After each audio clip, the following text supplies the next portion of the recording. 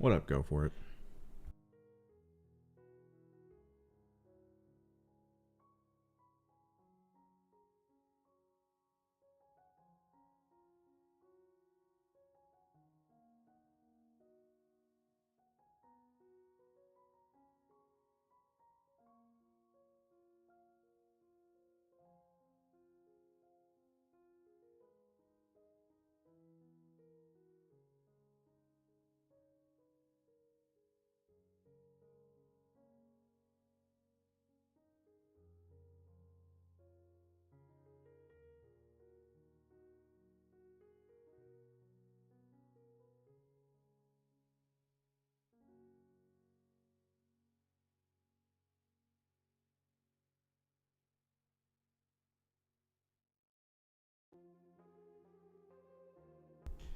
What up, Robbie? Let's get, let's get to it. I might need to increase the brightness on, nah, maybe not. Yeah.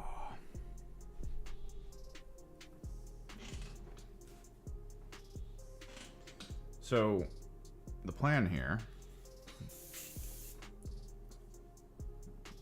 every single one of these 20 not mouse strain gene stealers are going to have a little bit of white applied to them. And I think I might try something a little different with the gene stealer cult members, like the actual neophytes.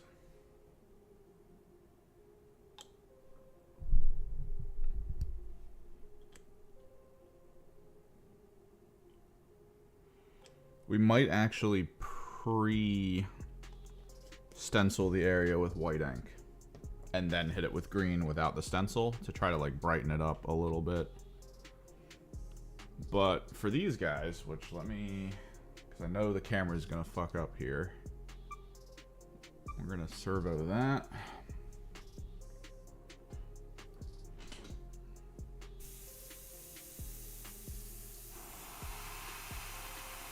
The idea is we'll just hit them kind of on their back.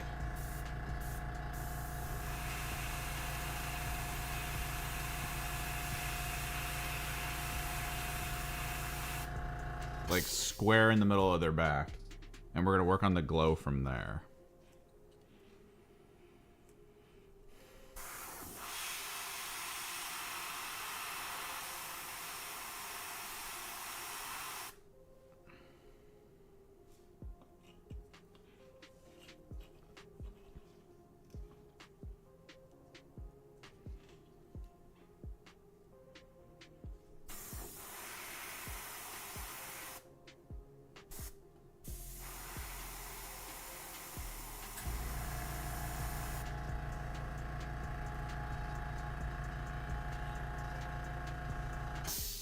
So yeah, the kill team tournament turned out to only be about like just me and one other person who showed up late.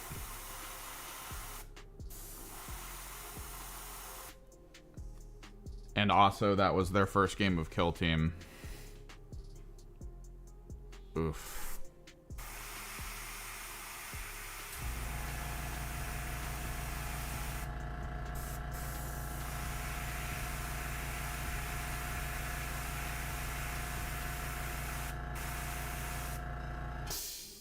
Oofda. It's wild too, because the Spearhead tournament that I went to, the entire time, it was just people like talking about how much they wanted to play Kill Team. And being like, man, I can't wait to get this game in that we're going to do of Kill Team soon. And it was like, oh, maybe the store is finally expanding into like doing more Kill Team stuff. Like I've been waiting for basically this whole time.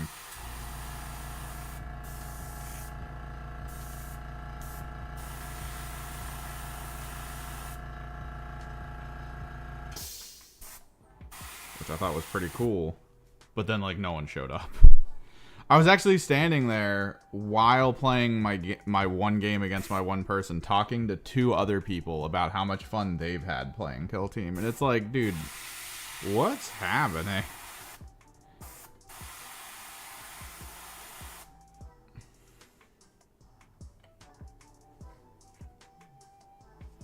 I don't know, it's just so weird.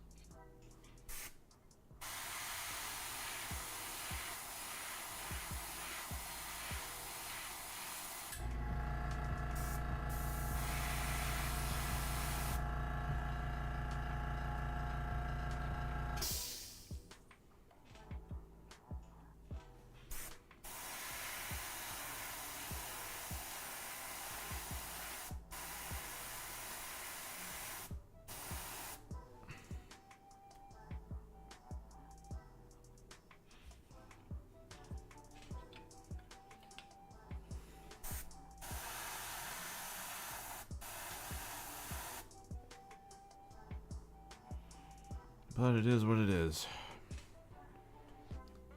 What's up, Meep Meep?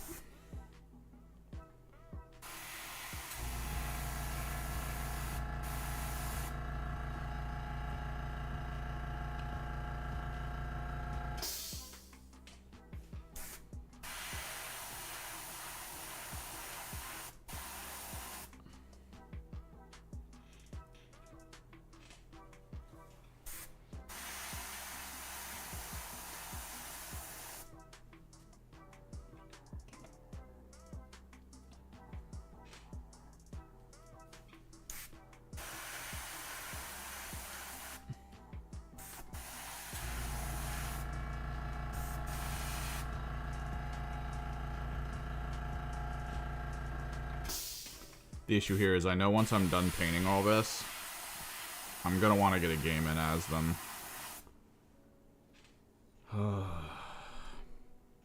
I've got so much to work on video-wise.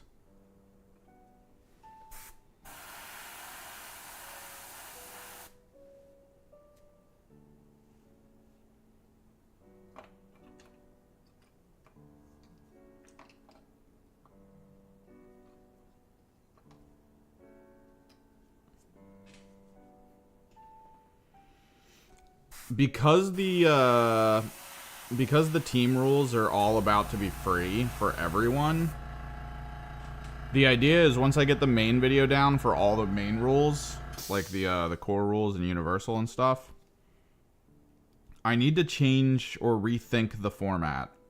I feel like I need to like do something with the format so that I can start just doing every team. We would do probably Stingwings and the Aquilans, and then we would probably try to get all the year one teams done, because I've already done a lot of their overviews, but now the rules are all changing.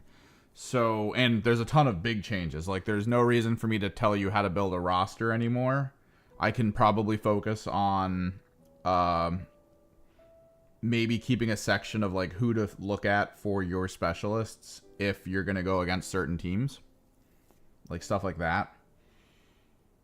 But yeah, it's gonna be pretty fast paced. Hopefully, once the change happens, that I can just start churning out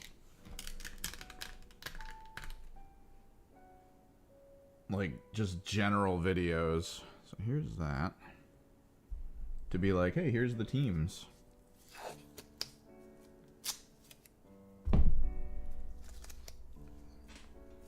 That's kind of the plan right now.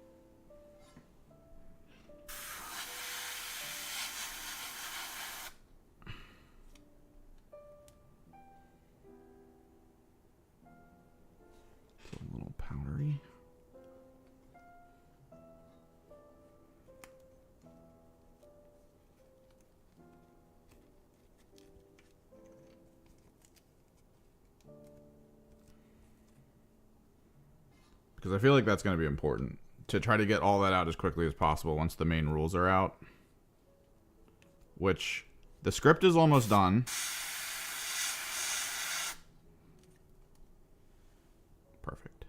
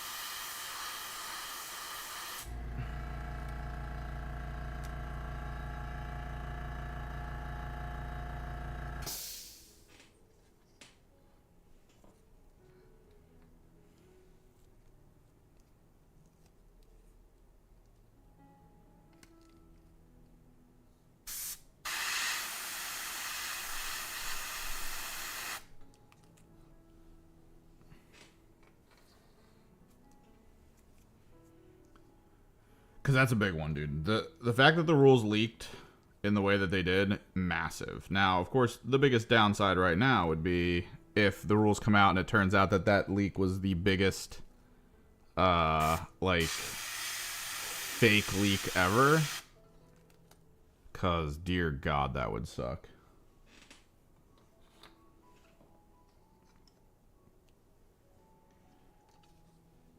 Because I'm about to put hours into this thing, man. I've already put a few hours in just to the script writing. And then for it to be like, yeah, those weren't the real rules. I made them up. It's like, whoa. That'll be wild.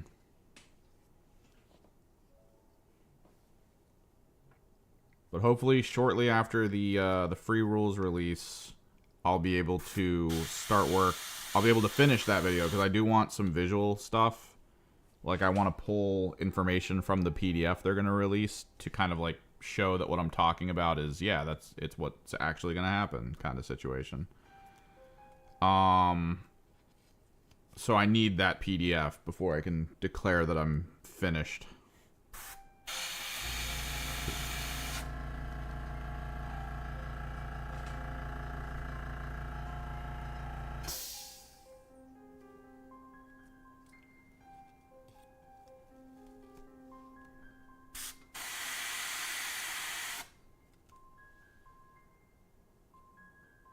Yeah, this is the one where the head was coming off.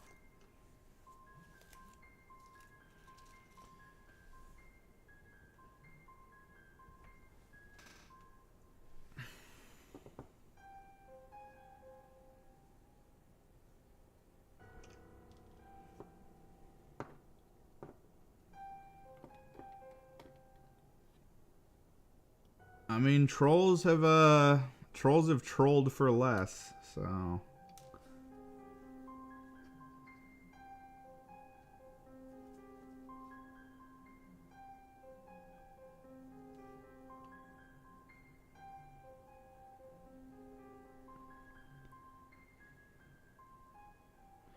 The box looks good. It depends on the price, because I feel like one of the rumors for the pricing was what, 400? There's no way. If it's 400, that's brutal, man.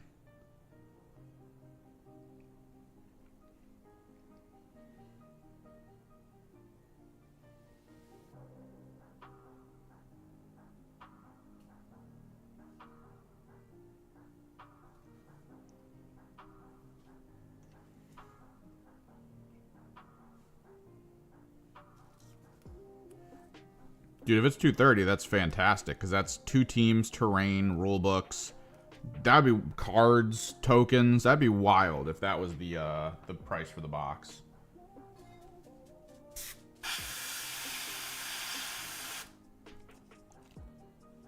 It would be a great way to show that Games Workshop is actually committed to Kill Team becoming a thing. If they are able to get that much stuff in a single box down to like $230.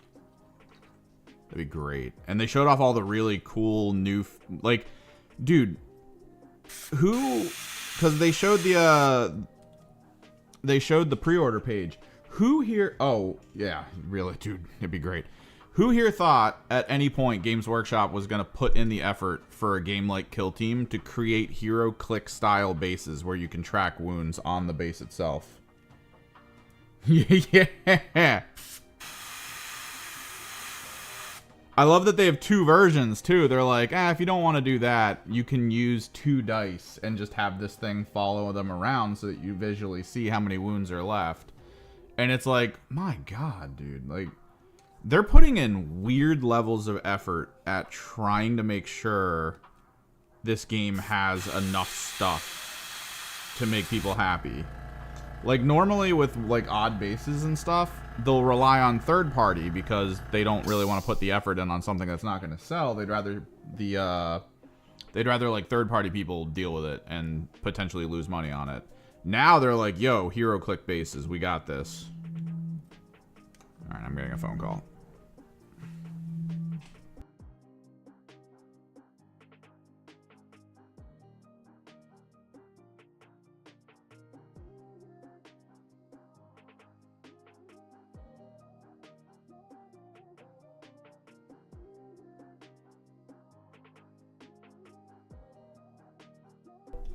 What up, Arturo? It's so weird to see them do this. Like, that's kind of a part of it that's sort of a breath of fresh air, is that they are putting effort in.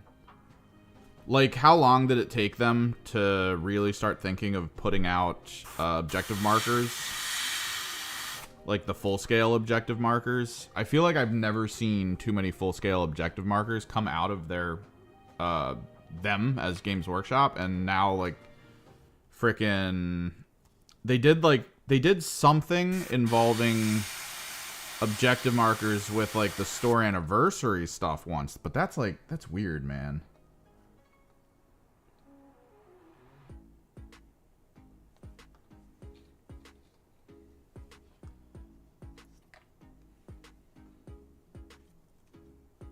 But then they were like, hey, here's, you can just buy them for Pariah Nexus.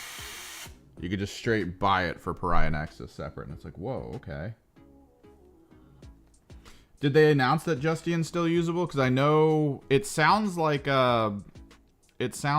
Angels of Death are kind of like the Legionary version of Intercessors. Like, they do get the same Intercessor style pick your chapter tactic thing, which is cool. But you now have access to, like, heavy bolters and other stuff. And it was like, oh, that could be cool. That's nice.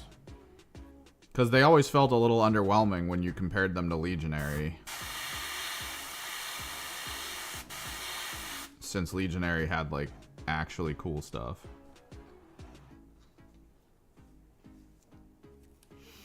Is it the same size bases, too? That's going to be key. Because I think there are a couple units in Justinian that have way too huge of a base. Like, they're on, like, 40s or something.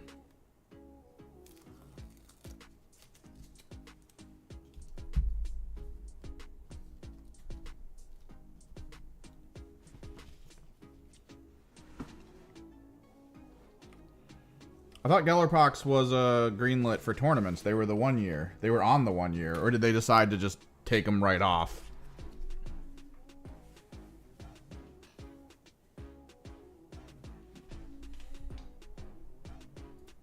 I could have swore the list showing what was going to stay and what was going to go clearly showed Gellerpox for the first year.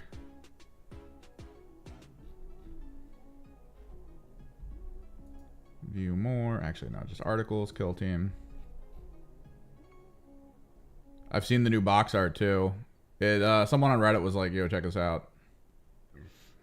Because apparently the new box art was in the background of one of their videos. Pestis, Hivestorm Lore, Tackle. Where the hell?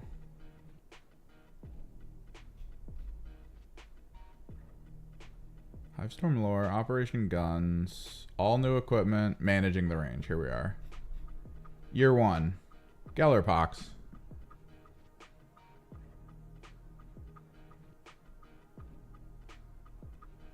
So Gellerpox should be year 1. They should be for this first.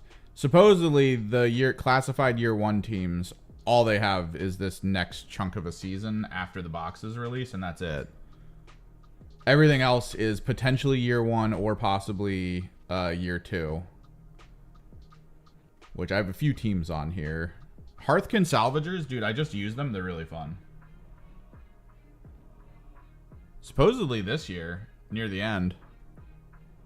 I thought that was like the last thing they were going to do. Because the rules are supposed to drop at the same time as the team.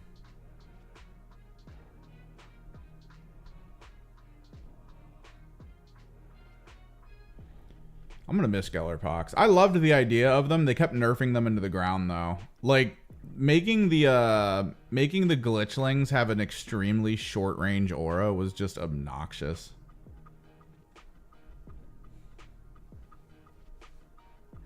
They lost all of their flavor when, like, all that stuff got reduced.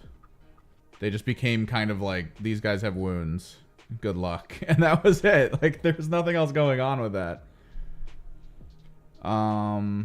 You're saying the Space Marine, the new one, should have Kill Team, Hive Storm. Yeah, Loyalists.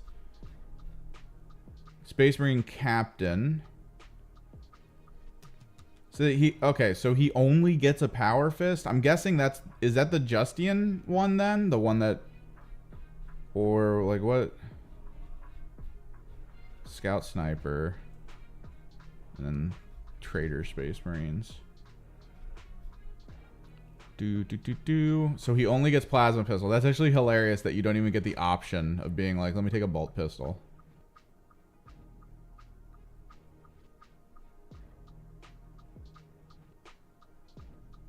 They have a one-off ignore damage from a single dice. That's crazy.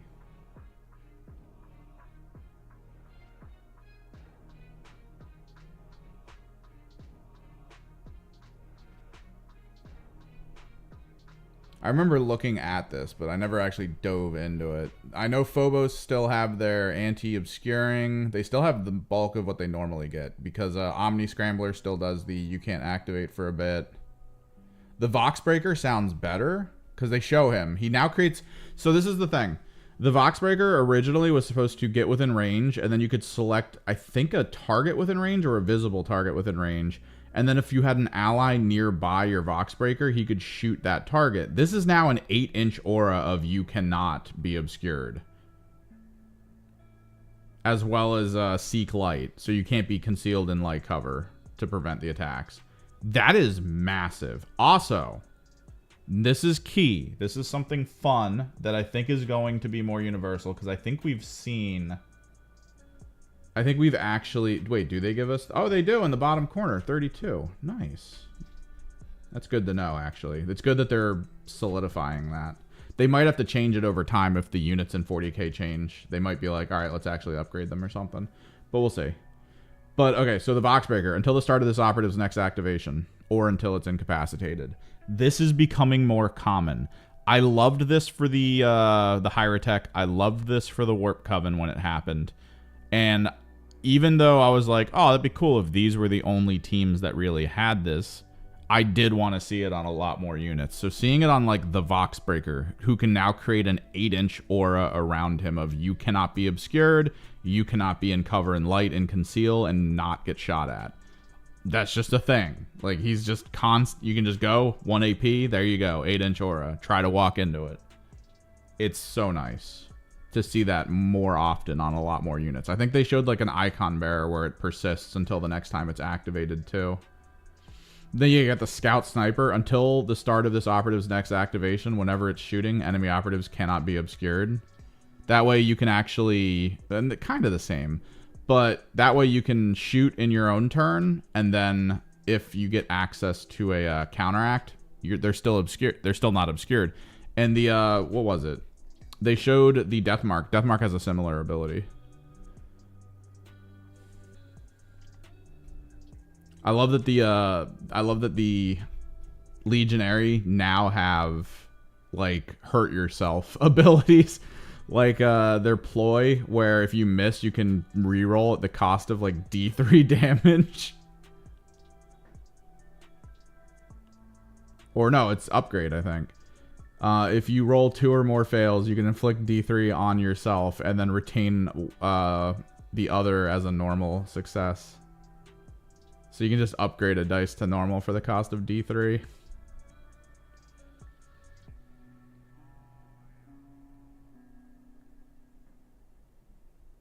And then they made it very clear, something I actually bring up in the video. During an action, you can only be incapacitated. You're not removed until the end of the action. So, like they say in the Chaos notes, if you shoot, upgrade a shot from a miss to a hit, and then die because of the D3 damage, the shooting sequence still plays out, and then you're removed from the game in the aftermath.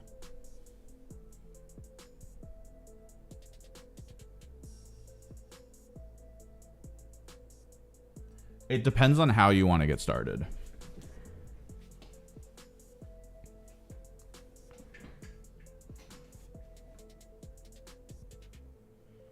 That's good. And if he plays, Narcissus, and if he plays Death Guard, you can have him use them as Chaos Bonds, because they are Chaos Bond. But yeah, like, there's a lot of ways to get in. There's a lot of ways to get in without, like, breaking the bank, I guess is how we'll say it. What are you looking to do? Are you looking kill team? Are you looking, which, I mean, you can start kill team and then move to 40k if you start with a squad that's related to what you like in 40k. There's a lot of options here. And because there's a lot of new codexes coming out, there's moments where you can start kind of collecting things while waiting for the new battle boxes to drop and combat patrols. That way you can get way more units for like bundle deals technically.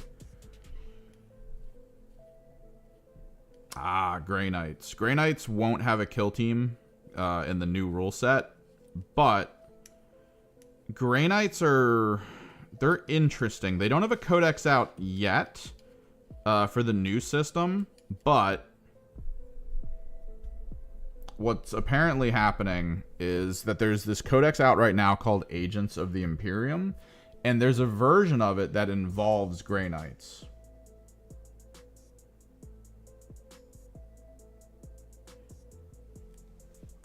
So it's kind of difficult to say how you would start with them. Since they're going away in kill team, buying a small squad won't really help you. To just like start playing there and then collect slowly over time. The new codex, supposedly, maybe new models, as being said here, that's all rumors. Now here's the thing, depending on where that rumor came from, it's probably true, because what happens is a lot of people on Reddit, as well as a lot of YouTube personalities, know people that work in certain wings of Games Workshop, and they just get told things. Like straight up, they're just like, oh, by the way, we have a ton of new models coming out for the Grey Knights. And then they go on their channel and go, hey guys, I heard a rumor. And it's like, all right. But where you would start right now, if you genuinely love the idea of the Grey Knights, their rules are completely free. They're online. Because they're the index right now. They're not completely out. You can buy the combat patrol box. And if there's people that live near you who play, try to get a combat patrol game in with them. It'll make you feel kind of what you need to do. Like, it'll make you... Oh, that's a weird sentence. It'll make you feel kind of like how they play. It's not going to be completely, like, 100% the exact way they play. But it is at least a way to compartmentalize in a small fashion what you're going to play. You're not going to have to be like, oh god, I have 100 units I need to paint now so I can go play this 2K game. If you're not there yet, don't push yourself to be there yet. It's the difference between showing up to a game or a tournament or something with literally that's your first game and taking hours to do anything, to, oh, I know I have to set up here. I know I have to place here. I know exactly where I want to place because I know what units I'm going to be placing. The combat patrol is sort of the way to baby you into that, so that when you look at your teams, you're like, all right, I know these guys can survive, and I have to have a squad standing out in the middle. They will be my squad for this first moment, so I can score points in this way. And you'll start to build that vocabulary up as you go. You'll kind of learn some of the funny little maneuverings you can do. By the way, I'm airbrushing, so you guys are occasionally going to hear an airbrush engine like that.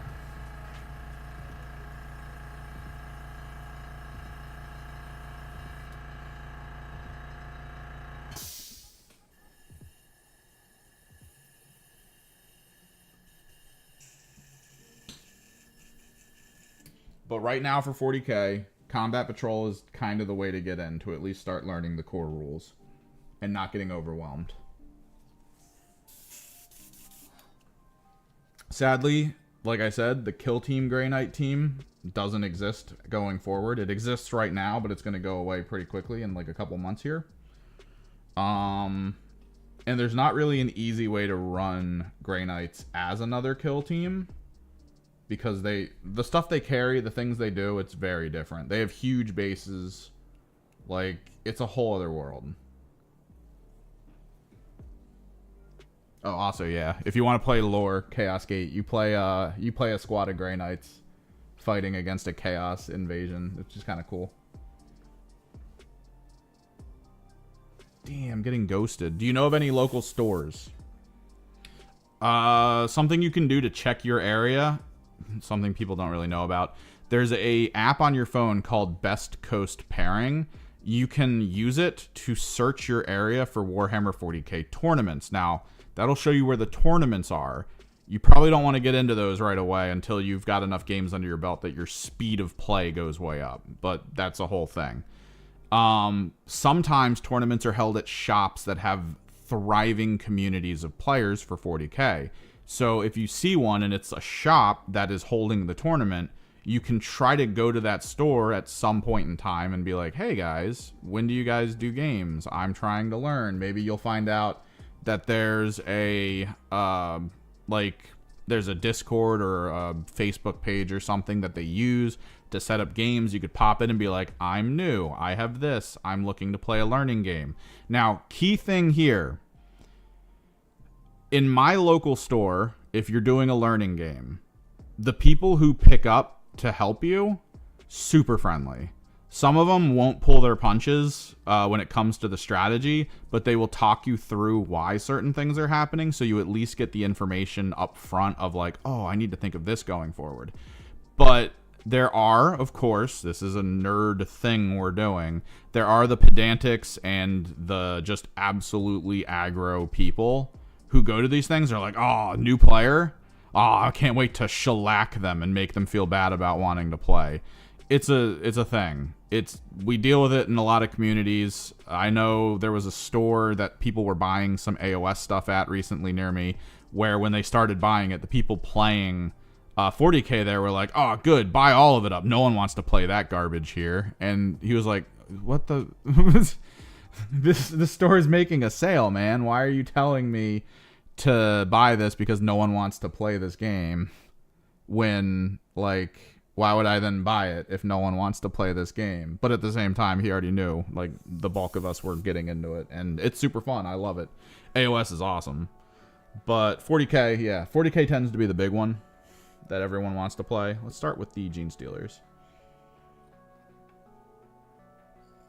But yeah, Grey Knights are cool. There's currently a meta with them where it's bulk Nemesis Dread Knights. So you're kind of playing a Knights team, but as Grey Knights. It's just those really big mobile, like, mecha suits. Which is a little weird to me. Because I feel like Grey Knights would mostly be about their people teleporting around. But that's not to say you can't find other ways to play. You just need to, like, I guess over time learn what you can pick. And, like, what it's good into and why you would pick it. To try to balance a good list to play. Like I said, Agents of the Imperium right now do have Grey Knight information in their codex, because they do apparently have a thing related to Grey Knights. I'm not sure what the balance is, but it would allow you to take Inquisitors and Grey Knights in kind of the same situation, which could be cool. It could be a good way to start. I think there's actually a box set right now, right? Let me...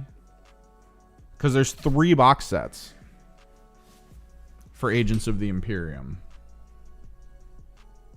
Let me pull one up.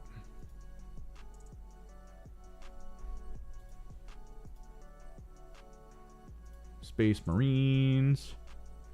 Oh, not Space Marines, actually. Armies of the Imperium. Agents of the Imperium. Where are they? Here they are. Full screen. Basic monitor. Behold. You get an assassin. This is actually a really good assassin, too. I think this is one of the common ones everyone wants to use, I think. No, wait. Who is this? No, yeah, it is. This is a good one. This is the weird one that blinks around and screws with people. You get fun Inquisitor dude. You get a fun tank to move some people around in. And Grey Knight Terminators. And in theory, you could build... this is a 215, I know, but it's a start. You get an Inquisitor. I think this is 2. Technically, this is a kill team too, if you want to play kill team. Inquisitorial agents. You get the 2 boxes of them, and you could play kill team with them straight up. You get your Grey Knight Terminators, an Inquisitor leader. This guy who's really cool. I think this guy might be a leader for the Inquisitorial agents. Maybe one of them. I don't know. I have no idea how this works, but. It comes from Agents of the Imperium. You could build, depending on what the Codex tells you, you could build 4 Agents of the Imperium as a straight-up army, but involving Grey Knights as an assistive. However, that may work in the Codex. If you can find someone who has the book for you to look through, it might be good. And then you could just straight play with a newer army from a new Codex that involves Grey Knights. And then when the Grey Knight Codex comes out, you could rotate into collecting Grey Knights specifically, which would allow you to then have a Grey Knight army straight up if you want.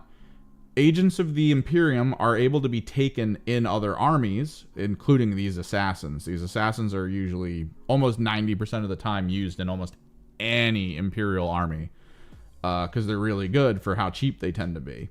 So you'll be able to bring this guy over to your Grey Knights if you want, most likely. You'll be able to be like, oh, let me take 1 Inquisitor squad in my Grey Knights. You could do it. You can 100% do it. And then you can just have bulk Grey Knights for when that happens. And then, yeah, you'll have both. You'll have both armies, and you can rotate depending on what you want to play, when you want to play. You can be like, let me do the Inquisitors, and let me bring some Grey Knights. Let me do Grey Knights and bring some Inquisitors. Or just go straight. Just go straight flat, do whatever you want on each side. Just be like only Inquisitors, only Grey Knights. It allows you to adapt. It's a better way of collecting because it gives you versatility. And yeah, if you can get good deals like 115 for this $215 box, which I'm not going to lie to you, I don't know if a lot of people are buying these battle forces because these are weird. People don't really like these. So I imagine if you keep an eye out on eBay and other places, you're going to get a lot of like 100 off deals, which would be mind blowing for you. Because if you bought like 2 or 3 of these, since you can have on average like 3 of a leader type, right? If you bought 2 or 3 of these, you've got yourself a decent starter army. You might need to get some filler in there, but that's a way to start. And again, this is a kill team right here on this left side. Not the tank, not the flamethrower, not this person. This is the kill team. This is Inquisitorial agents. And the thing is, you could kind of mix in the straight up combat patrol on top of it to get some RBDs, which the Inquisitor and more Inquisitorial agents, which you can take the Inquisitorial agents as a kill team with some RBDs attached to them. You could also go RBDs straight up as a kill team if you want. That way now you've got 2 different kill teams to play, as well as the start of 2 different potential armies, one of which does not have a codex, but they do have an index, and then the other will be a codex, and then eventually the Grey Knight codex will drop, and then you'll have 2 codex armies you can tinker around with.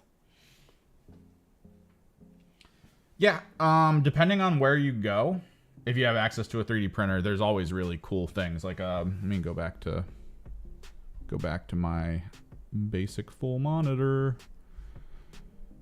I've recently purchased, in preparation for the Emperor's Children to come out, a metric ton of 3D printed heads. It's female punk rock heads, and I'm going to be using them for that.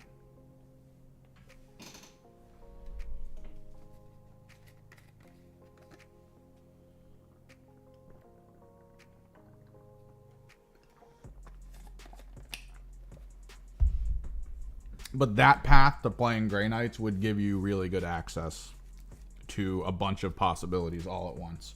Because then you can also, if you bought the Combat Patrol for Agents of Imperium, the one that I showed you that had the RBDs, you can play Combat Patrol as agents.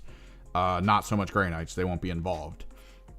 You have, again, 2 different kill teams that could be used once the new rules drop. Completely fine. And it would give you access to a whole other game that has a really good rule set that a lot of people really like. And then, of course, you buy a box set for cheap, which, again, people don't really want to get that box set. It'll probably be really cheap all over the internet somehow.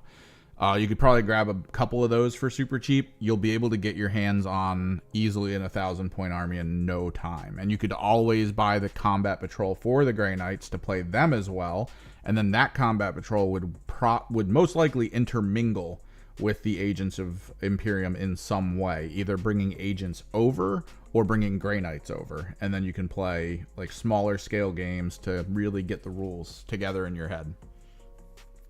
Know that you'll probably won't have an optimal team. Again, what I've said is that the meta right now for Grey Knights is all Dread Knights, and I think you only get maybe 1 Dread Knight in the Combat Patrol, or no. I can't remember the Grey Knight Combat Patrol. I thought it had 1 Dread Knight.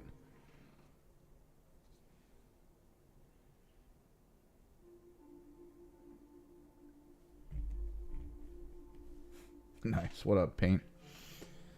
Ascension Day, man. Genestealers. I'm actually really sad we didn't have Genestealers in Space Marine 2. Versatility is great. Like, okay, so one of my favorite elements of playing Thousand Suns is that I play with Tzeentch Demons, which means if I buy enough of them, I play with Zangors and Tzeentch Demons to be particular.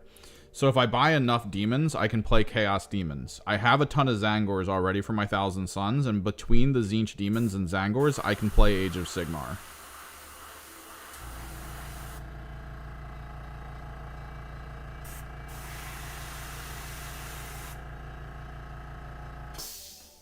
And if I was really, really, really playing with budget, the fact that I have Zangors, I could easily use them as Felgor in Kill Team. I already have a Felgor Kill Team, so I'm fine with that. But I have seen people just play Zangors as Felgor in Kill Team, and it's completely fine. They're the same size, shape.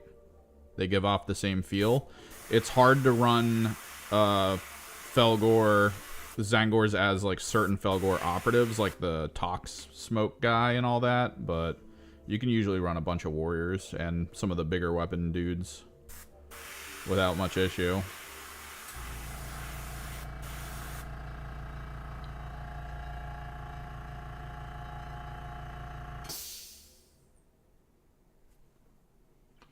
This Paint guy over here asking if I'm gonna get Malstrain Genestealers.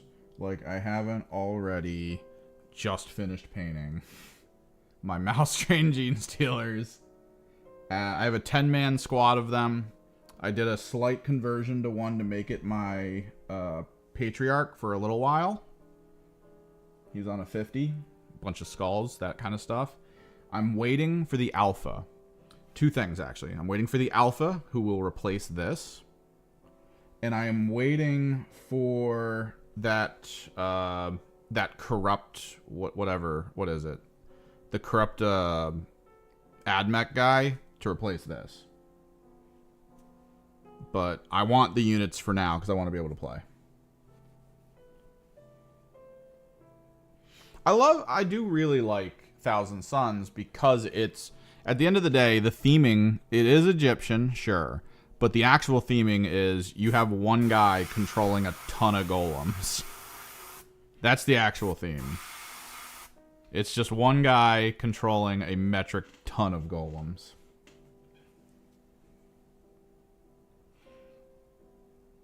And they have really cool random lore.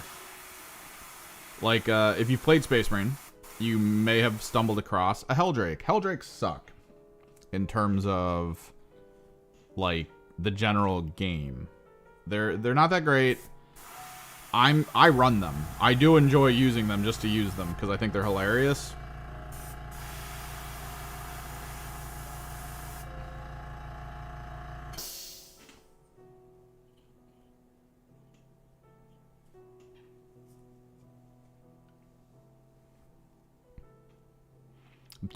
Getting Mount Strain Genestealers for NIDS is like, from a person who just bought 10 of them, it is the least cost-effective way to get Genestealers. So you fight a Helldrake at some point in the Space Marine story, and there is a faction of Thousand Suns where the Sorcerer decided to prove how powerful he is. He doesn't have an army. Not in like the conventional sense. He literally just controls like hundreds of Helldrakes. That's his whole thing. It's like him on a disc, hundreds of Helldrakes. And he just controls all of them.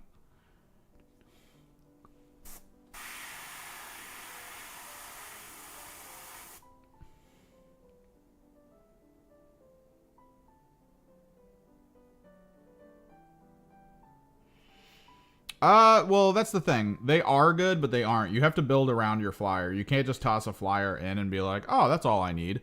What is it? Was it Angels? I think it's Angels of Death, or no, who the hell am I thinking of?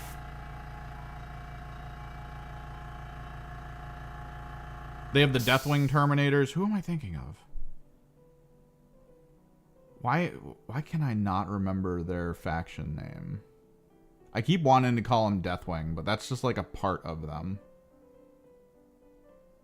Dark Angels, there we are. My brain. There was a Dark Angels tactic that involved that flying transport. And that flying transport was the reason they were winning games.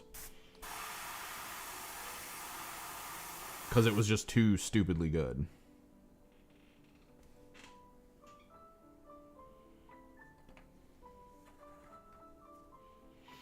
Helldrakes can be good in the right moment, but you might never get that right moment.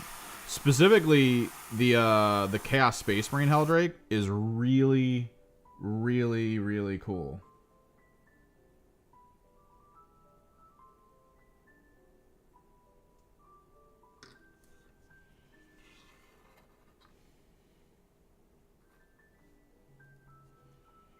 Because he gets he's anti-tank, I think 2+. He gets dev wounds, which that's massive. He hits on 2s against flying objects. So he's against tanks and monsters, I think it is. Oh no, anti-flying. He's anti-flying too. Dev wounds. So your whole thing is most of the Chaos Primarchs all fly. They're all monsters and stuff. They have a ton of wounds. If you chip one down a little bit, your Helldrake is almost guaranteed to kill a Primarch very easily.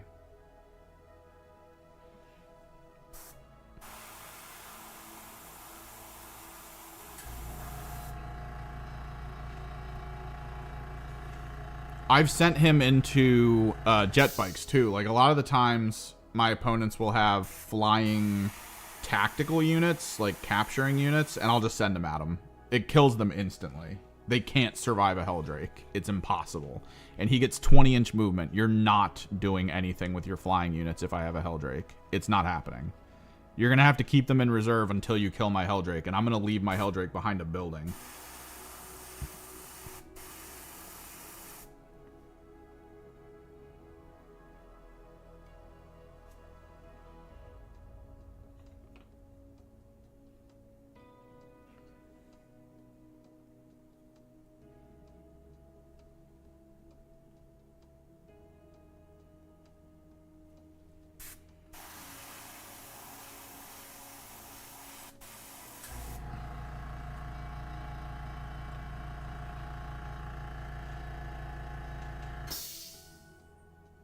I put too much orange in here. Classic me.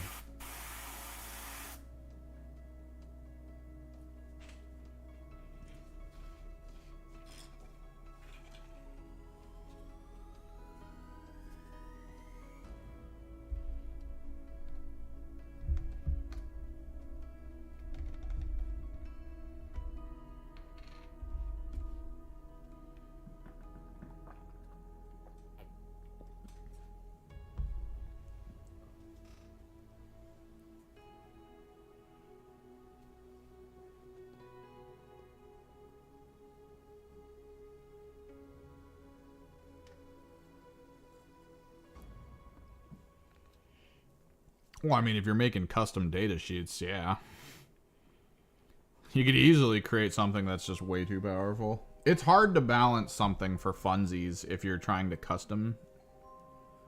Like, I know people on the subreddit for Kill Team were working really hard at trying to make an enjoyable to fight Dreadnought. And they just couldn't. Like, every time they did it, it would be able to kill, like, 3 operatives in a turn. And it barely took damage.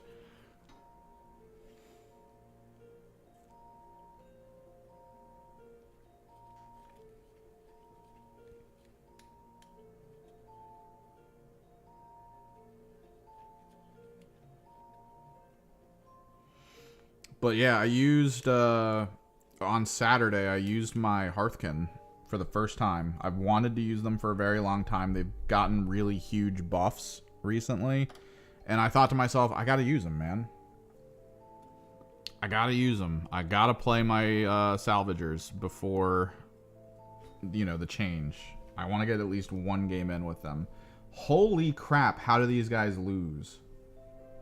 Like, the sheer damage output I had of just annihilating people with 12, 13, 14 damage easily, just because of, like, the grudge tokens. Putting grudge tokens in proper places, I can't imagine elites can easily beat Hearthkin because you only have 6 characters on your team. I'm chucking grudge tokens at you in bulk. Like, your guys are going to be like, oh, if I hit you 4 times, all 4 of those hits will be crits, regardless. I'm just going to upgrade all of them. Like, it's horrifying. I don't know how these guys lose, but I rarely hear about them being in top 10.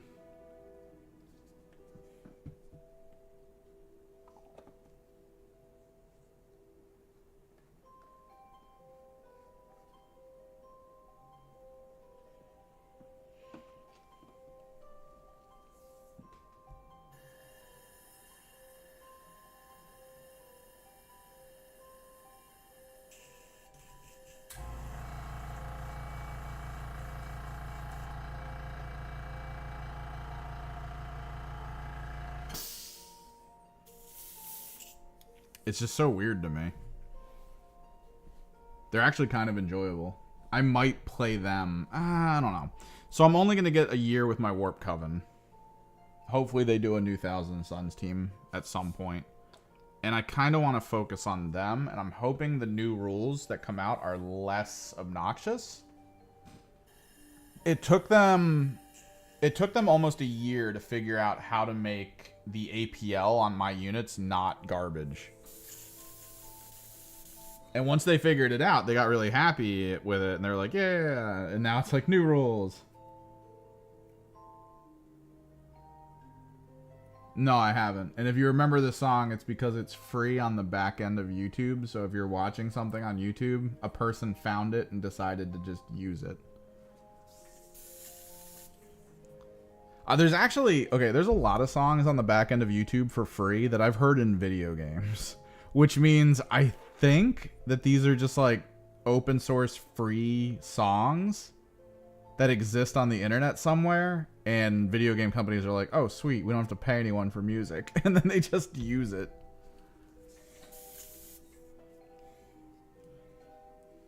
Like, I've heard AAA games with some of these songs at times. It's like, whoa.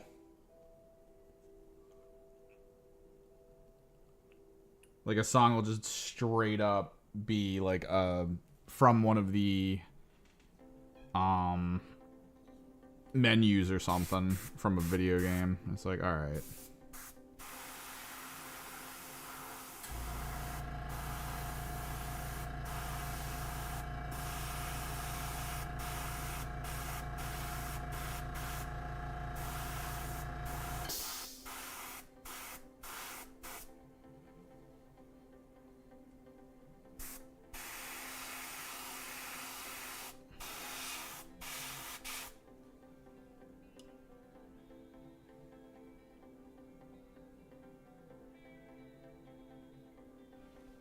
The hope is, as long as the box doesn't cost a lot, I will grab both the teams. If I'm interested in one, it would probably be, for me at least, the Stingwings. Just because I do really want to get a highly mobile team back in my menagerie. And the Harlequins are probably still going to be nerfed going into next season. So there doesn't really feel like a big reason to want to use them all that much. I mean, they're cool.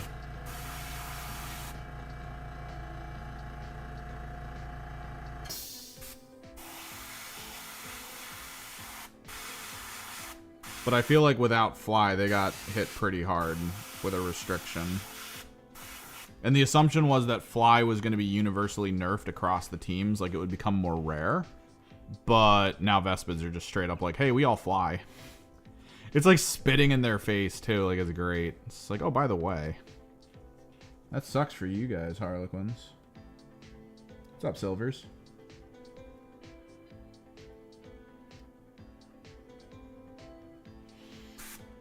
So, yeah, the Tyrannid kill team, I don't know. I don't know what we're going to get with it. Because the trick is right now, Kill Team tends to be the, hey, we're releasing a new box of models for 40k and we want Kill Team to get it first. Or like we're doing like a reskin of something. Right? Which, that's fine, that's cool.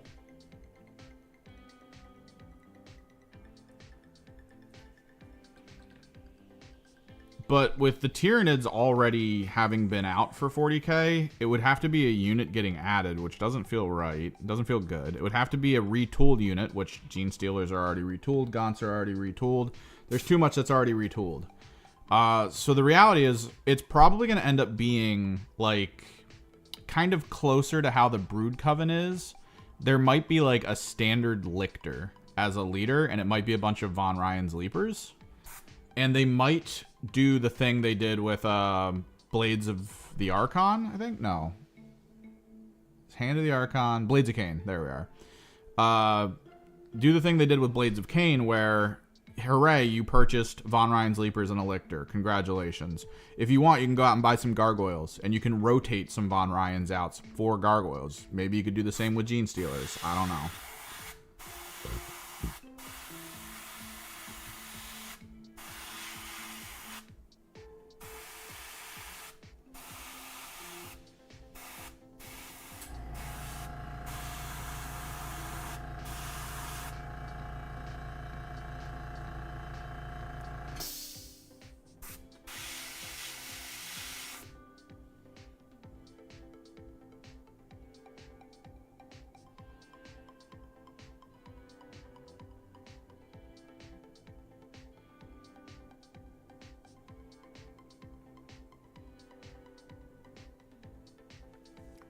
Yeah, so if there's any Tyrannid model that's getting an updated kit, that might be part of whatever the kill team ends up being, if it even happens. I've heard some people talking about how one of the main reasons we haven't seen a Tyrannid kill team is because it doesn't fit the lore, which, who cares?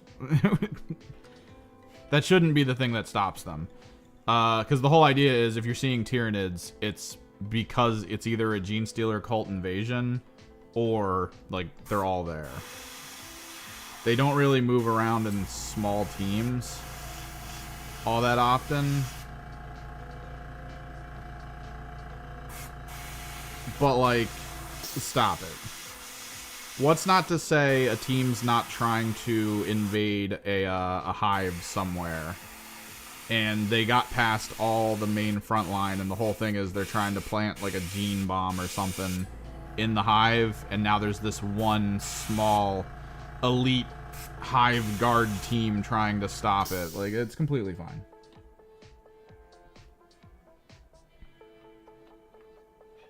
Doesn't really matter all that much.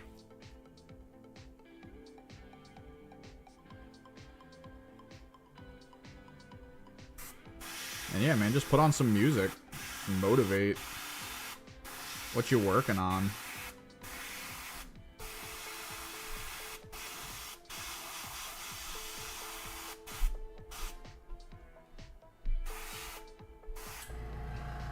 Working on anything fun?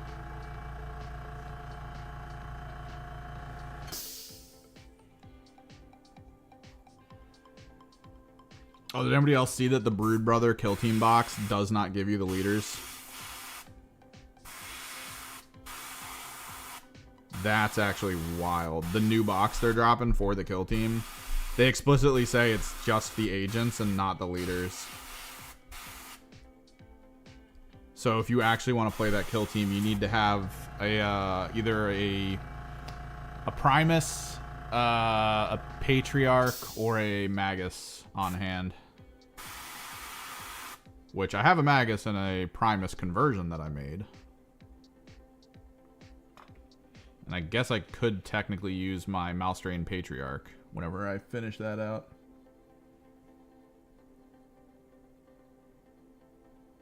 Two 40k Warhounds. Dude, what is wrong with you? Who are you doing this for? Like, holy crap.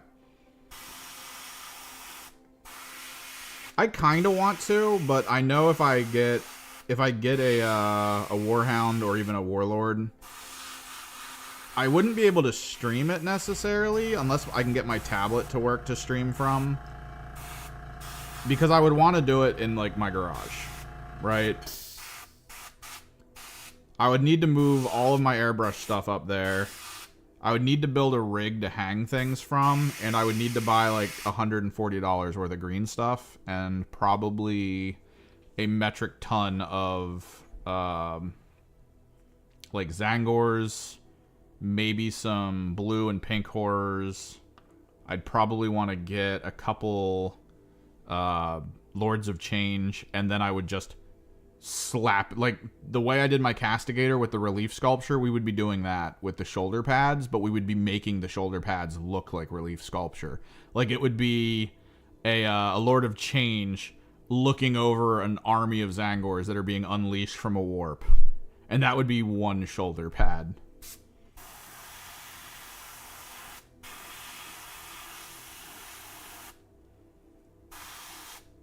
I would want so much to go into it. It would be a year-long project, no doubt about it.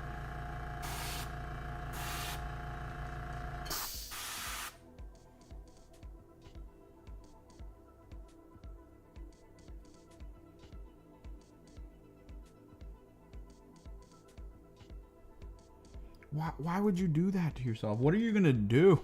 I've always wondered, like, are you one of the people that go to the big events and take part in the massive games? I saw pictures of a recent one where it was like the all Titans, like it was all Warlords and Warhounds and stuff, and that was it. Like you couldn't have anything that wasn't like a super massive Titan in the tournament, and they played on the floor. Like they sectioned off a whole area of one of the events, and we're just like, let's wander around. Hopefully the box is still good value. Have they said what the about the cost is on the box? I'm not necessarily interested in playing the team straight up during the first season. I'm more interested in maybe my Warp Coven or my Wormblade. And then I'll probably rotate to Hearthkin Salvagers in the next part, because they're just really cool. I love them. They're just fun to play. Or we're gonna have to see what else comes out. Classic Games Workshop Space Marine 2 drops, and we're not seeing a new Warp Coven kill team. No new Thousand Suns.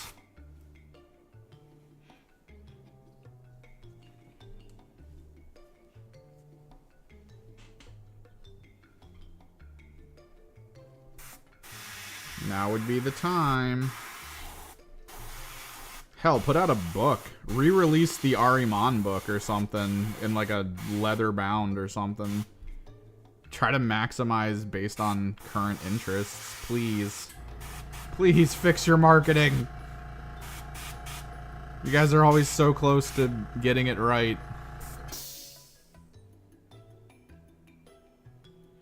At this point with NIDS, I would honestly say look to other kill team rules and see what you can maximize as NIDS. Like, I think you could do something cool with Felgor. because Felgor will be around for the first 2 years. You could probably manage building something Nid related that's under the Felgor rules. Because like they have the Tox guy, the one that throws the smoke bombs. You could have like a weird toxic something that has like nodules they chuck at people. Like you could do cool stuff, and the Felgor have mostly melee, and I think the hey it didn't die rule feels very Tyrannid.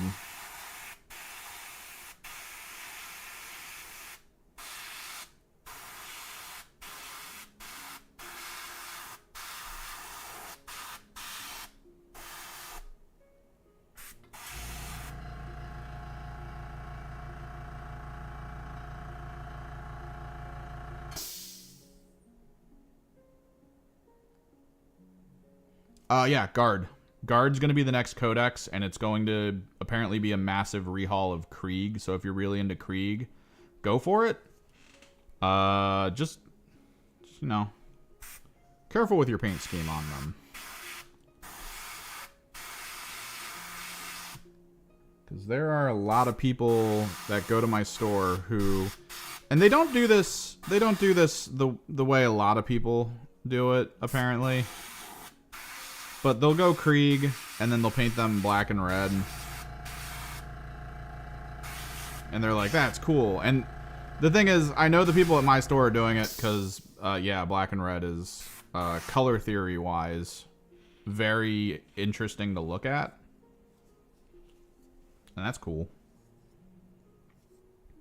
I might need to redo the base a little bit with the teal.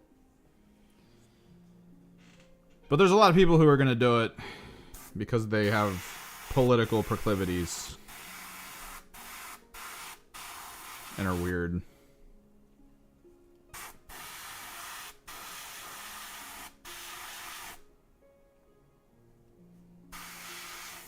Might I suggest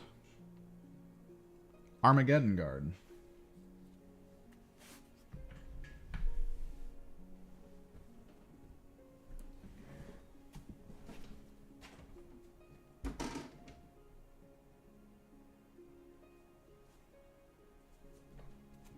Because Armageddon Guard Krieg are actually kind of cool.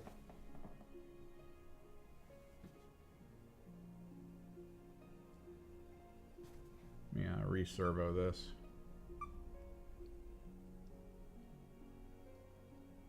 Black armor, beige coats. Always cool.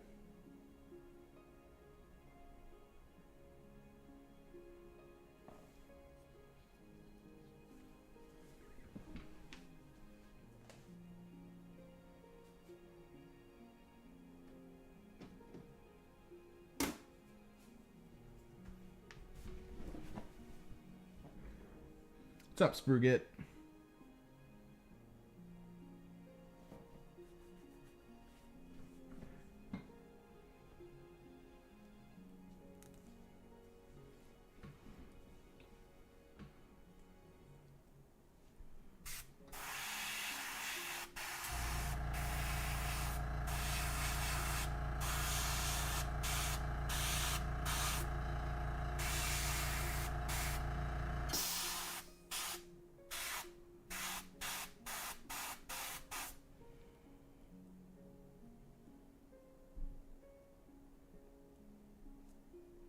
I do really like... I kind of want to do one of my kill teams in a similar fashion to this. I want to make them look like a thermal map. Like someone's looking at them through like a thermal scope. And that's kind of close to how this feels, which is really cool. I like it.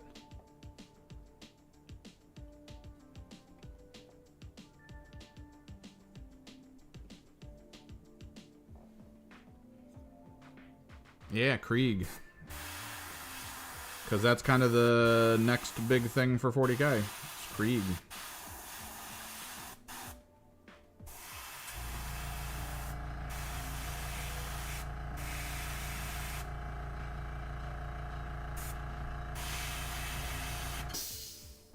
My first thought when I think of Krieg is the, I think it was the Tau-based.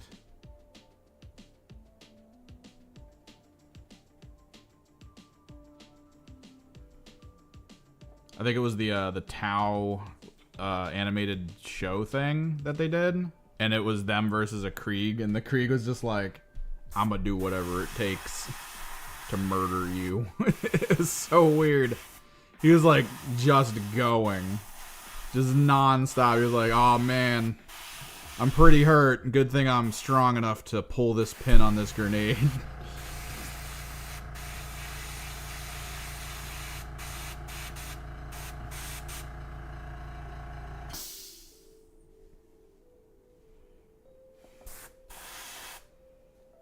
That's kind of my vision on Krieg. It's just like absolute psychopaths who want to die.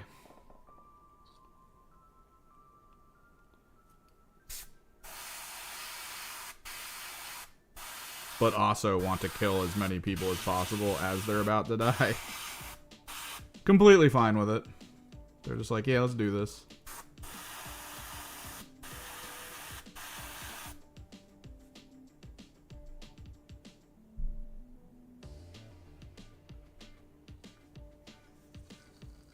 I'm probably going to have to, yeah, I'm going to do some base fixing. We'll have to hit them up again with the turquoise. But that's them. We're going to do the green for the neophytes. Get that done with.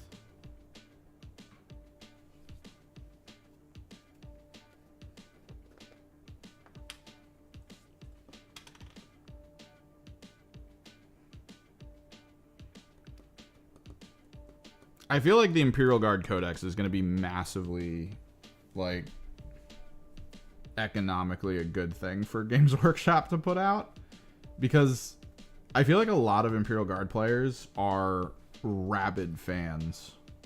Like, that's kind of the trick with it, is if you can put the thing out that's new, that people are looking forward to the rabid fans.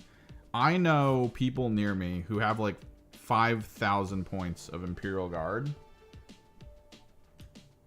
and they will 100% buy another 6 full-sized core units of Krieg.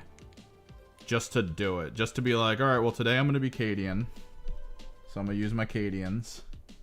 And then the next tournament, I'll bring my Krieg instead to be visually Krieg. They don't even care at that point if they choose like the detachment related to it. They just want to visually appeal to it. And if they do a different color scheme, because most of them are painting Cadians as Cadians. Like, they're trying to flawless paint Cadians as Cadians. They're not trying to do like some weird side color scheme or something that is kind of Cadian but could be... No, they want the green, the beige. They want Cadians. And they're going to do the same thing with their Krieg. And I guarantee you they're going to be like, cool, now I got to match my tanks to the Krieg. So it's like, well, I already got 3 Rogel Dorns. Let me get 3 more and paint them as Krieg Rogel Dorns. It's like, oh my god, dude. Psycho behavior.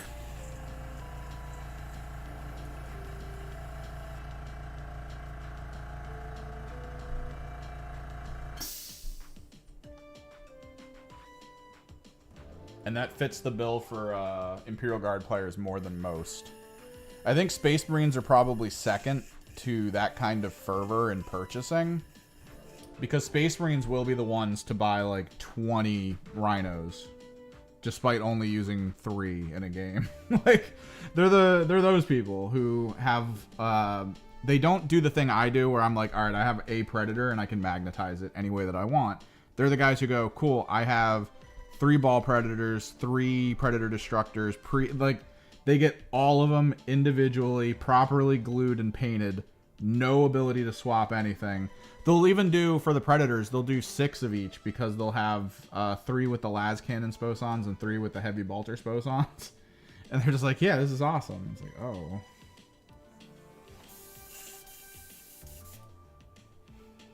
So, like, it's Space Marines definitely up there with purchase fervor, and Imperial Guard, I think, they take the cake for purchase fervor. Like, people really, really, really want all the cool Imperial Guard stuff to look exactly like what the team would be. And yeah, that's a lot of people or have at least claimed that the Imperial Guard matching the whole, like, this is a person with a gun, and he's fighting He's fighting basically eldritch horrors. Like, he's on the battlefield. There's a tentacle monster over there that just ripped 6 of his friends in half.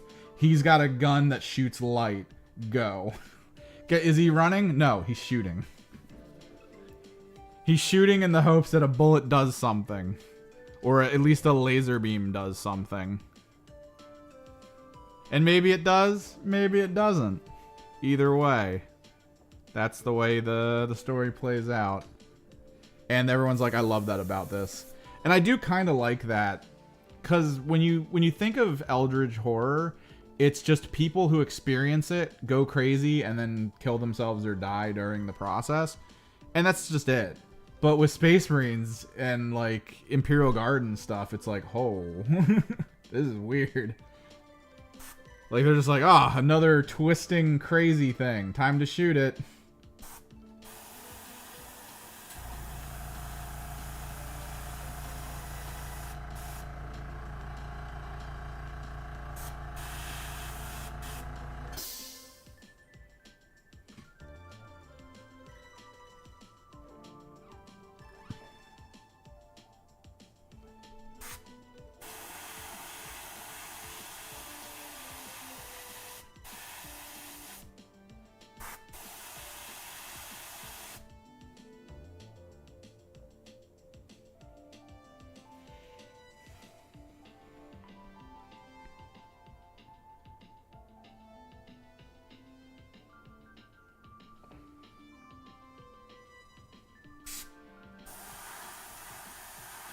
And, like, sometimes in eldritch horror stories, the humans will, like, take the thing from the eldritch horror and use it against them as, like, a weapon.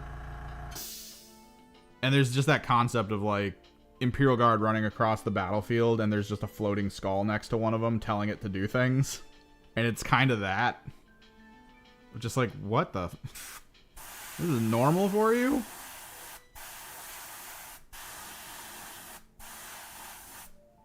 The thing that was written into lore that the Tower disgusted by, the idea that humans use their dead as, like, puppets to help them out in their everyday life. And it's just normal for humans. It's like breathing.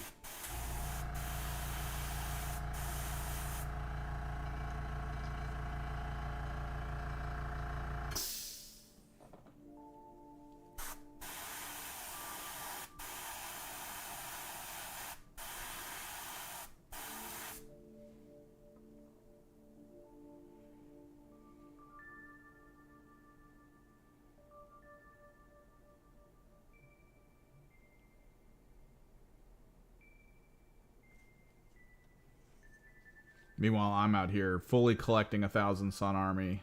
I got 6 battle line. I don't want more. And they're not even all flamers or guns. It's like barely... It's more guns, less flamers, which that was probably not the right choice. But, like, I don't want to buy more. That's not on my list of things to do. At the very least, I might get one more combat patrol if it goes on sale for super cheap again. Like, dude, Amazon had the combat patrol for 1,000 Suns at like $60. All right, paint. I kind of want to get one more if it goes down to 60, because I am 5 Terminators away from having all my Terminators. And I still really want to run a full Terminator list.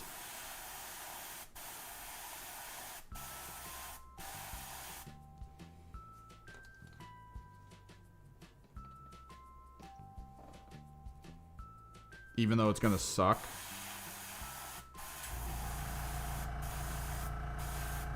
Like, Space Marine 2 is giving people the wrong idea. They see a Terminator, a 1,000 Sun Terminator in Space Marine 2, and it's like whirling around and doing crazy stuff in melee. Yeah, that doesn't happen.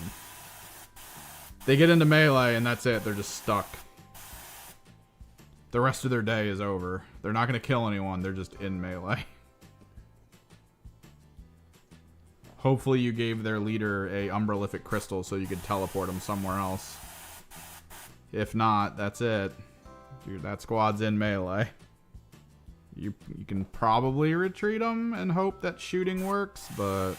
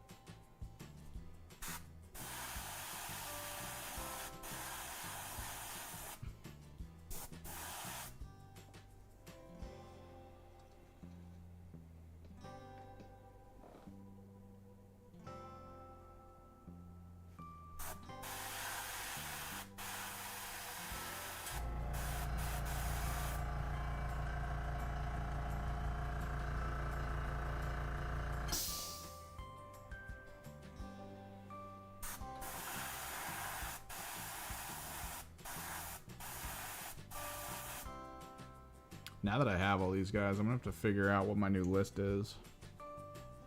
Because I do know I want a 20-man neophyte squad.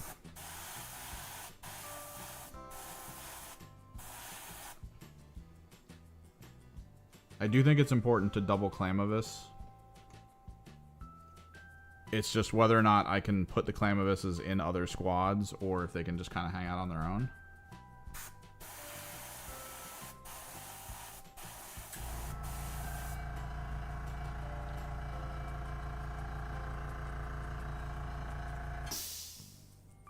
Sweet. Genestealer called cloaking technology. Which I don't think really exists, but lol.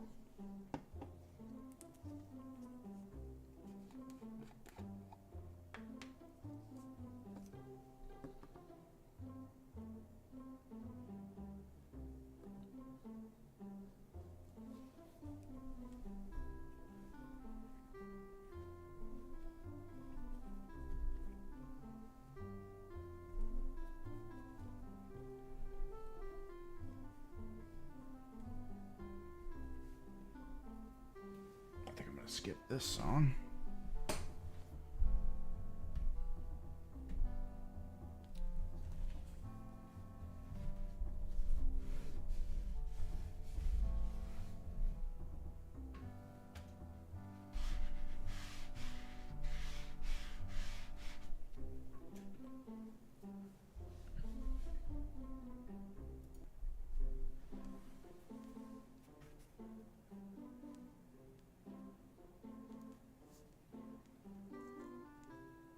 Is this...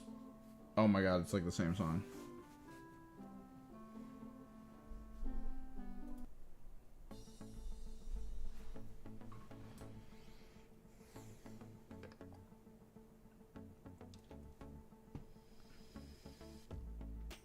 So there is a little bit more I want to do for airbrush to try to fix up the Genestealers. And then we get actually into the physical painting side of things, because we're basically done airbrush effects and components, which is really good.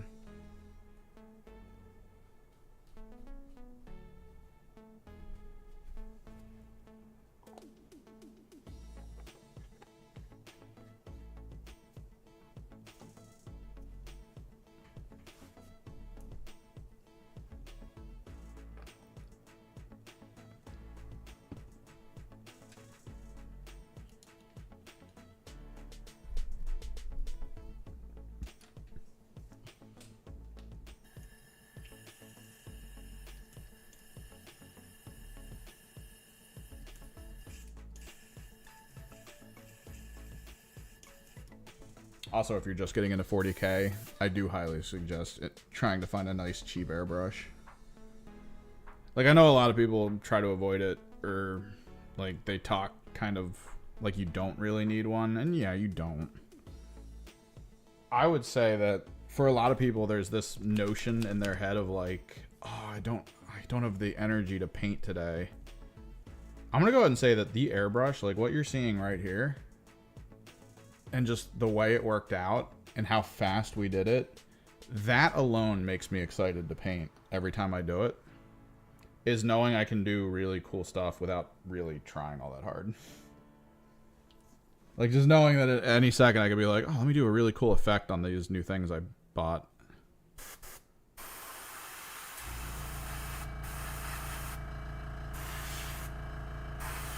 So we're gonna turquoise out the bases.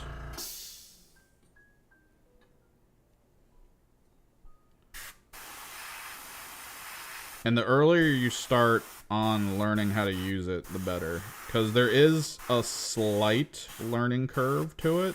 Needing to know kind of how to keep it maintained, how to clean it, and stuff like that. Are knights fun? Which knights? Which knights did you get? Knights don't really have a combat patrol, so you can't play small scale with them. They are difficult to learn. They're fun if you're not looking to have to roll too much. I've always said that knights are fantastic if you don't want to do much. But the thing is, I'm not saying you're not going to do much and win. You're just not going to do much. You might win.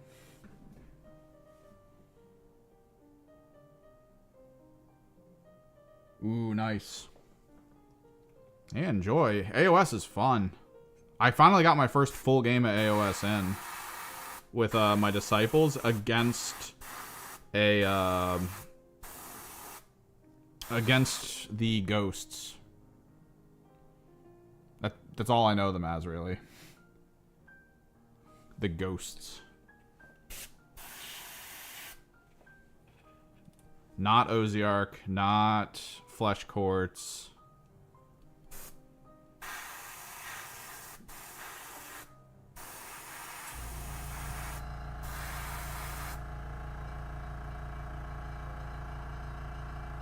He didn't use Nagash, which is the meta for them. It was just a regular game, and it felt great. Like, I enjoy fighting ghosts in full scale, just because in Combat Patrol they have way too many units, and they're way too mobile, and all of their rules negate everyone else's rules. They're brutal in Spearhead. Yeah, Night Haunt. So you have a Lancer and an Acheron. So you've already got a good start. The Lancer's very meta, regardless. And the Lancer and Acheron, depending on how you build them, there isn't like a Chaos variant of them. So if you have some fun things to convert models, you could go either Imperial Knights or Chaos Knights. But know this, Imperial Knights are getting their the Codex first. You don't have to clean it that much. Like, you just watch. You guys watch how much I clean it usually. Is just putting the cleaning stuff in and then running it through and calling it a day.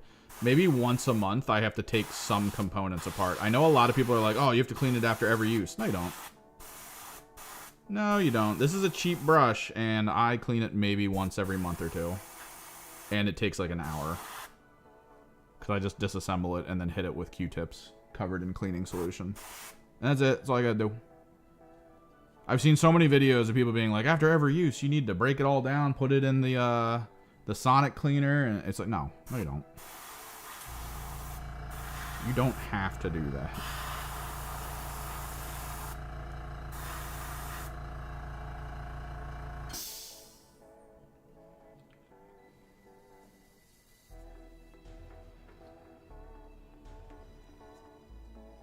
But yeah, the Lancer is very meta in either army, Chaos or Imperial. So they could be fun. The fun of Knights. So I have a squeeze bottle here. And the squeeze bottle has the cleaning solution that Iwata sells. Alright, go for it. This is the cleaning solution Iwata sells. It's a little bit of lubricant and some, I think it's like soap-based cleaner. And I dump out whatever's excess into a dump cup. I put this in, stir it up with a brush, dump. Put a little more in, I spray it into my little spray bowl here. Put a little more in, spray it into my spray bowl, next color. That's all I do. There's nothing else that happens. And usually once you start spraying out your new color, it doesn't have like semblance of the old color in it. Like, you don't have to go that hard.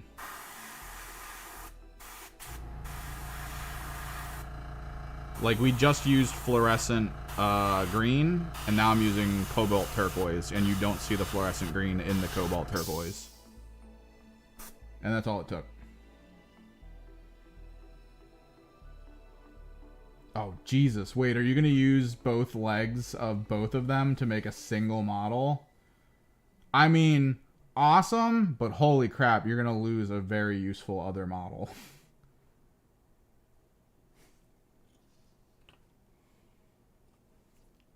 I always loved the Centaur look, though. I think I've seen people do the Centaur look a couple times. Key thing is it's going to have to fit on that base that they give you, which the Centaur model, if you do it long ways, probably will work.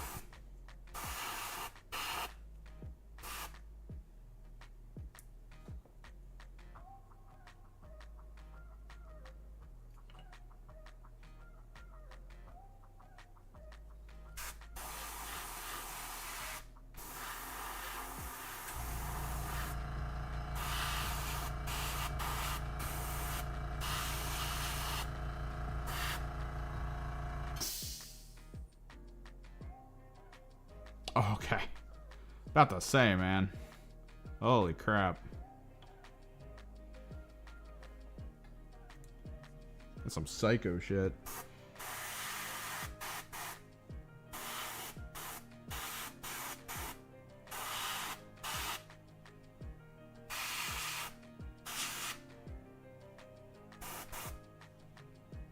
It's either a cobweb or a dog hair. I don't know which one it is. Might be my hair. Pretty sure it's hair. Oh no, might be cobweb.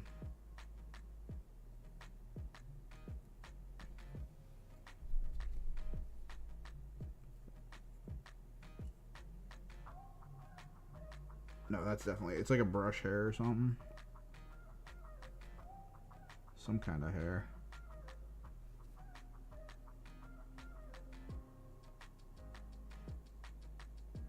There we go.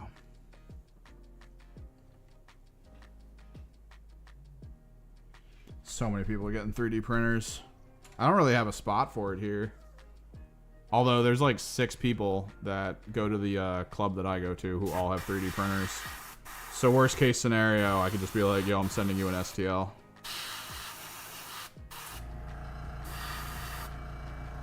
Bill me for the cost of material and time.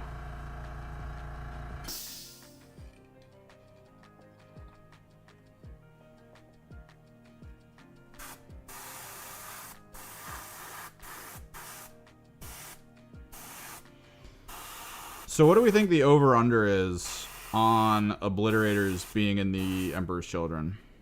Like the actual full release of Emperor's Children. Because I have 4 Obliterators, and I don't know what we're doing after I'm done these Genestealers. So part of me was wondering if we start a project up where I try to maximize what I'm hoping to do with my Emperor's Children with my Obliterators. Like, we're going to be installing LEDs in the base. Like that kind of stuff.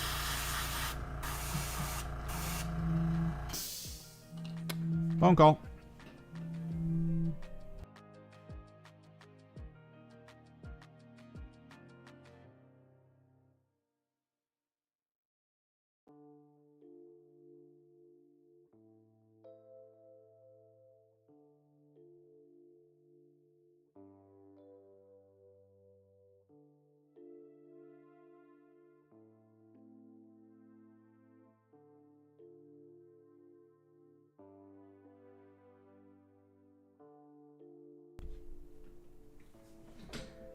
Okay, whatever.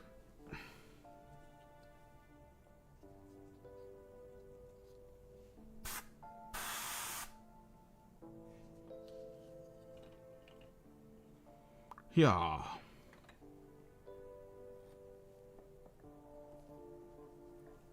Well, the bamboo 3D print ones sound really cool because it's not resin, so it's not like bad. Like, you don't have to like cure it or anything. That's kind of the 3D printer I'd be looking for. Relatively sturdy, don't need to do anything post-printing that much. Like maybe some simple like filing or something. But it's not like resin, which you're gonna need to UV light cure and wash and all that.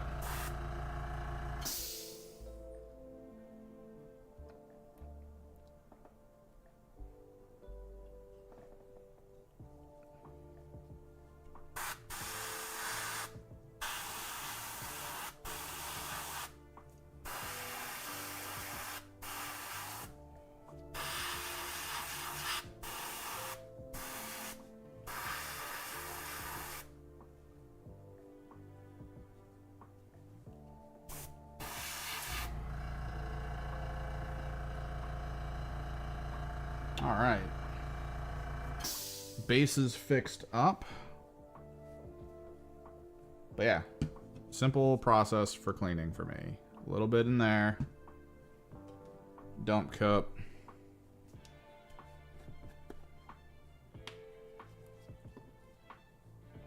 Brush.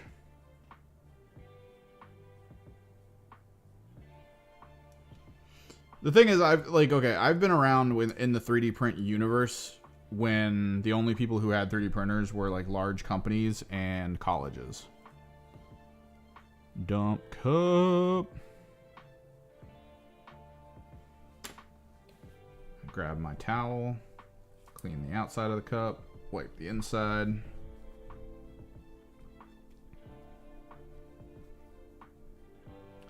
So I've seen how 3D printers have advanced. See, there's barely anything in there, but you still got to run through. You've already cleared most of the paint. So dump cup's done. A little bit more. Brush to agitate.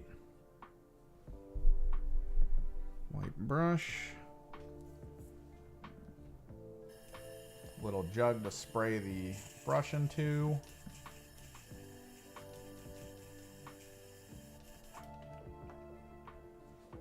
And then for good measure, because I feel like it, let me wipe out a little of the excess. So what I'm expecting is, like, all this resin stuff that was probably the way to go for now, but now that the whole thing is kind of in the public and is consistently being looked at by new companies and new people coming at it from new angles, we may get to a really fun point where you'll get like super high resolution quality prints with non-toxic starting components, right? And that's pretty much clear. And any paint you put in past that should just come out as regular. And that's pretty much it for how I clean. And we are done airbrushing components, so I can start pulling the airbrush stuff away.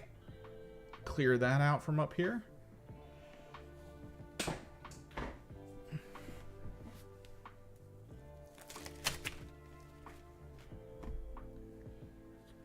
And I think that's really where 3D print's gonna like absolutely kick off. When it's easily accessible, I could put it in a small room and not worry about the fumes.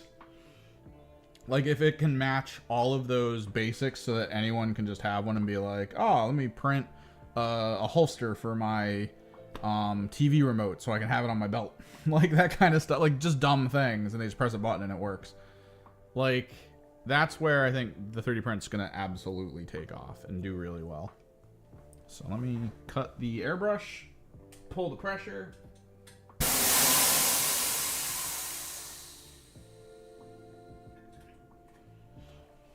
Pop the bottom cap. Always remember, if you have an airbrush that has a tank on it, check to see where the release cap is. It's usually on the bottom.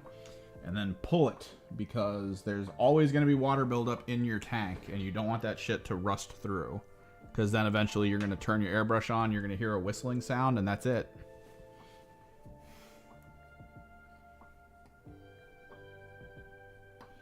And then the way I usually end with my brush, at the end of every airbrush session, this is a shitty brush. I pull the pin completely, make sure it's at least relatively wiped out. And I leave it aside. That way it doesn't kind of jam up. And that's just it. I'll just leave it like that till the next time I paint.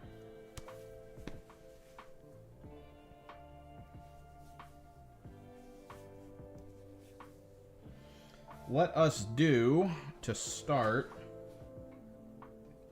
for the actual physical painting portion of today's stream. Let me get the water out. I'm going to pull out the clean base for my table. That way you guys don't just see this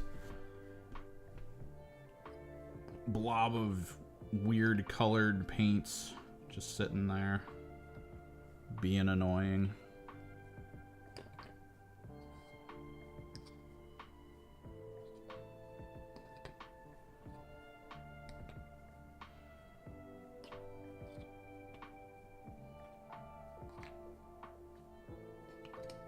Whoa.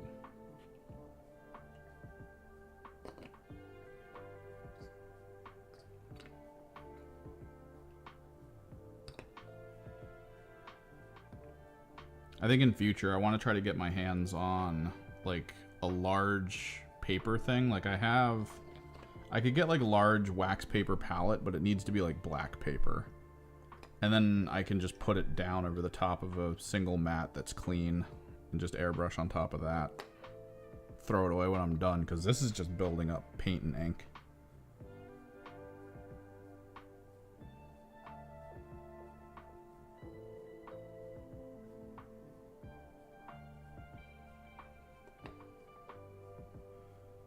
Lol. Definitely get a paint filter box. I actually bought a really big box that I use, that you can use to like just store stuff. And then I bought a charcoal filter, like an AC filter. And I just taped it to the bottom of it, cut a hole in the back. You can usually put a fan on the other side to forcibly pull all of the paint that way. And it'll at least keep paint from hitting your walls and splashing on stuff, which is very useful. Super Pog. Here we go. Where is my fluorescent red? So flat. You can't really airbrush this because the chemicals used to make the red are toxic when inhaled. So they only really sell it in physical paint format. And if you ever plan personally on airbrushing red, you need to be highly ventilated and wearing an extremely good face mask. So keep that in mind. My safety tip of the day. Don't kill yourself.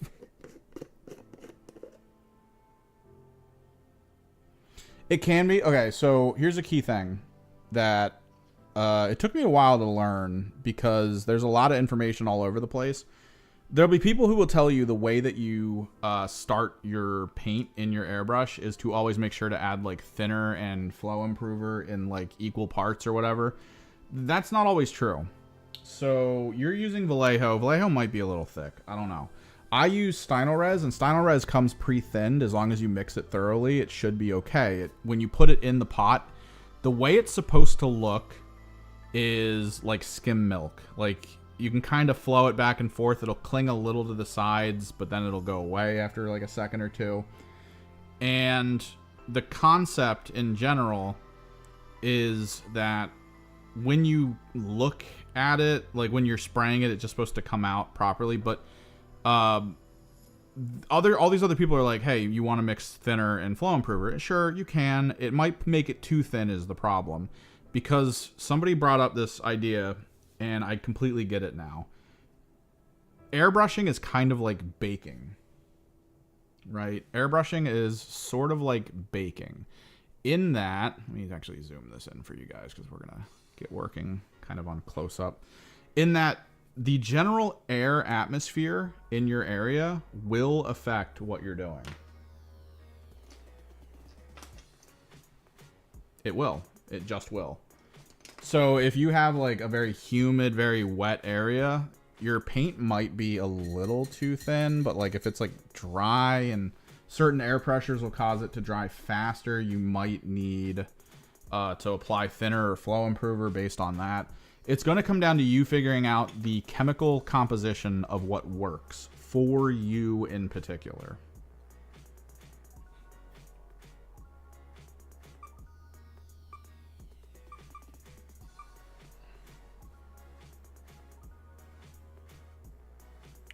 This is going to be relatively quick, but we're going to go across all these characters using the So Flat Red, and we're just going to hit their eyes.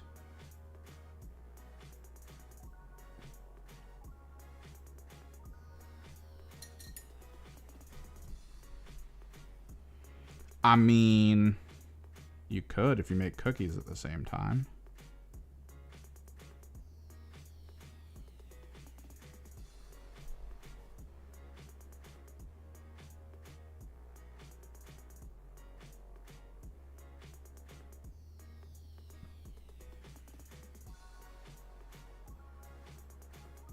But most paints that claim they are airbrush ready are pre-thinned. You shouldn't necessarily need to add anything else to it. If you do, just know that it's going to increase the transparency on whatever you're working on, which might be good depending on how you're painting using your airbrush. If you're pre-coloring things, like if you sometimes what you can do is you can pre-hit the model with like a single color, right? Like you can prime it white or whatever, or black, and then hit it with a completely opaque color like a blue or something, and then Zenith will highlight it in most areas, like in a nice big ambient highlight with Liquitex white ink. And then you could apply a color that's been thinned a bit over top of that, and then it'll make whatever the color you did first, that'll be like a shadow color. And then the color you apply after will then be the universal color that when it gets into the shadow areas on the model, it'll change color. Like it actually changes hue, which is awesome. Great success, super effective. God, I feel like next week I'm going to be like rabid about wanting to play these guys now that I'm almost done painting them.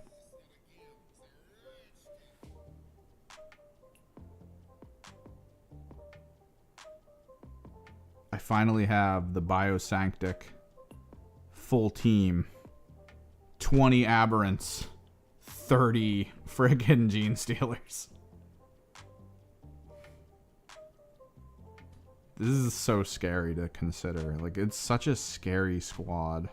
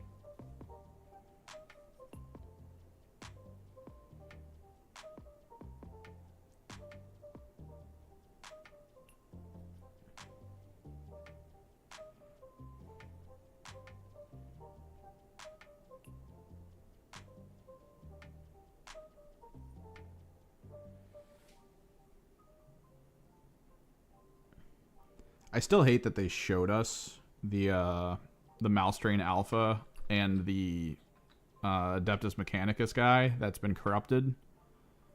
They showed us that like a year ago. And we're still sitting here like, when's it happening, man? They dropped the Hive Secundus stuff, and now we're just like sitting here. They put them out as like single releases now too, so you can buy Malstrains alone. And I'm just sitting here staring like, come on, man. Give me the alpha. That's all I want. I'll take the Admech because he'll be my Biophagus. And that's it, man. That's all you need to do for me. Just give me that Tech Marine. Or the friggin' Admech. Or the Alpha. And supposedly there's a Patriarch still coming. Like, he's not even the Patriarch. I want to use him as my Patriarch because he looks like a mutated experiment, which is great. But maybe the Patriarch will make me want to use that instead. And then I could use the Alpha as an Abominant.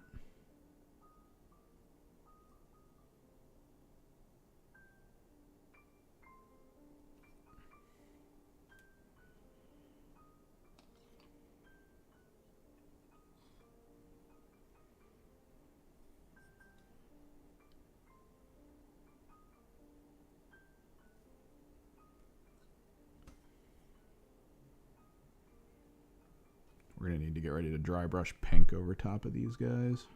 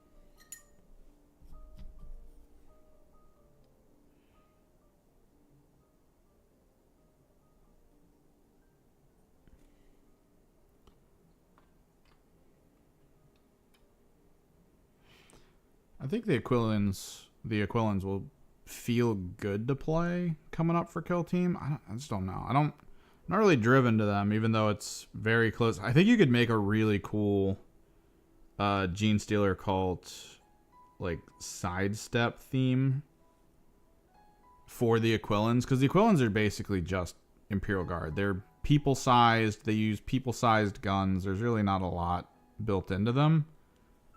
But because their whole thing is appearing on the field, and it's all based on a marker, I feel like you could almost get away with doing like a hybrid metamorph team or something, or just a neophyte squad in the Aquilan rules. Because, I mean, they're just coming up, man. It's ambush day. They pop up.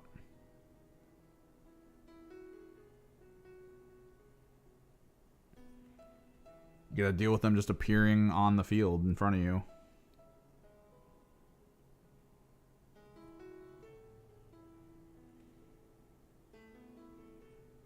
I feel like that's almost an ideal for Genestealer cult.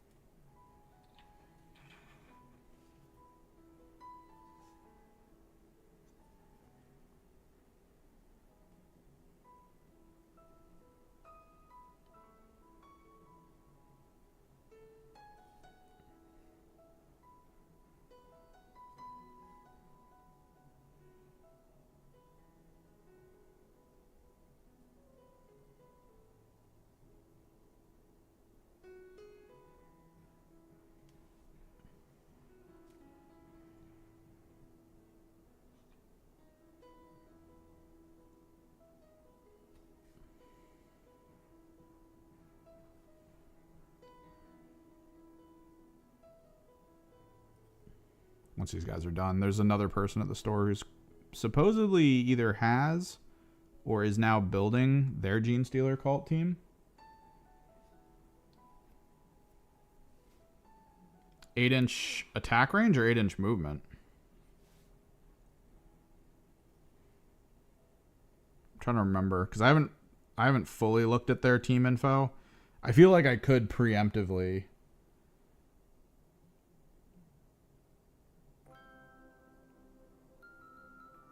Yeah, but I mean, there had to be a limit. This is the thing I think Games Workshop's is going to try to do, because Fly makes things too powerful, so there has to be restrictions with teams that are heavy on Fly, and Vespids are heavy on Fly. It's just so powerful. In the game they showed, I mean, the guy put one of his Vespids dead center of the field on the top of a building and conceal. Like, you can't shoot that. It's in cover and conceal, and I don't think the Aquilans had too much anti-obscuring. I don't even think their sniper anti-obscured. I'd have to look at his rules again. Or what is it, Seek Light? I don't think too many of them had Seek Light. And grenades don't Seek Light anymore. Like, they don't seek anything. You have to actually be within 2 inches, which is, I think, how he stunned him. Although I think... No, because do you need... I think you need... Oh, no, you don't need full vision. I think you just need visibility for the support grenades. If I remember correctly. That's how he was able to stun it. So, like... Because you can change now. You can change your order in turn 1. So, with that guy dead center, I mean, range 8 is all you really need. Because your opponent's going to need to go to the middle.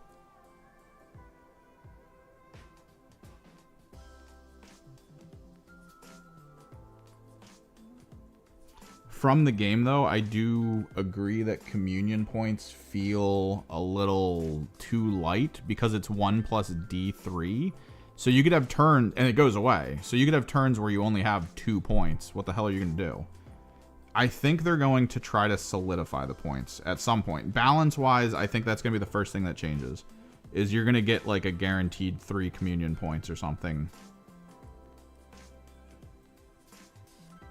Because it does really feel like what occasionally changes with armies like this. Like Kasserkin, for instance. The Kasserkin with their hero points prior to this feels about the same. And they increased the speed at which you get them. That was one of their first buffs, was giving them faster earning of hero points.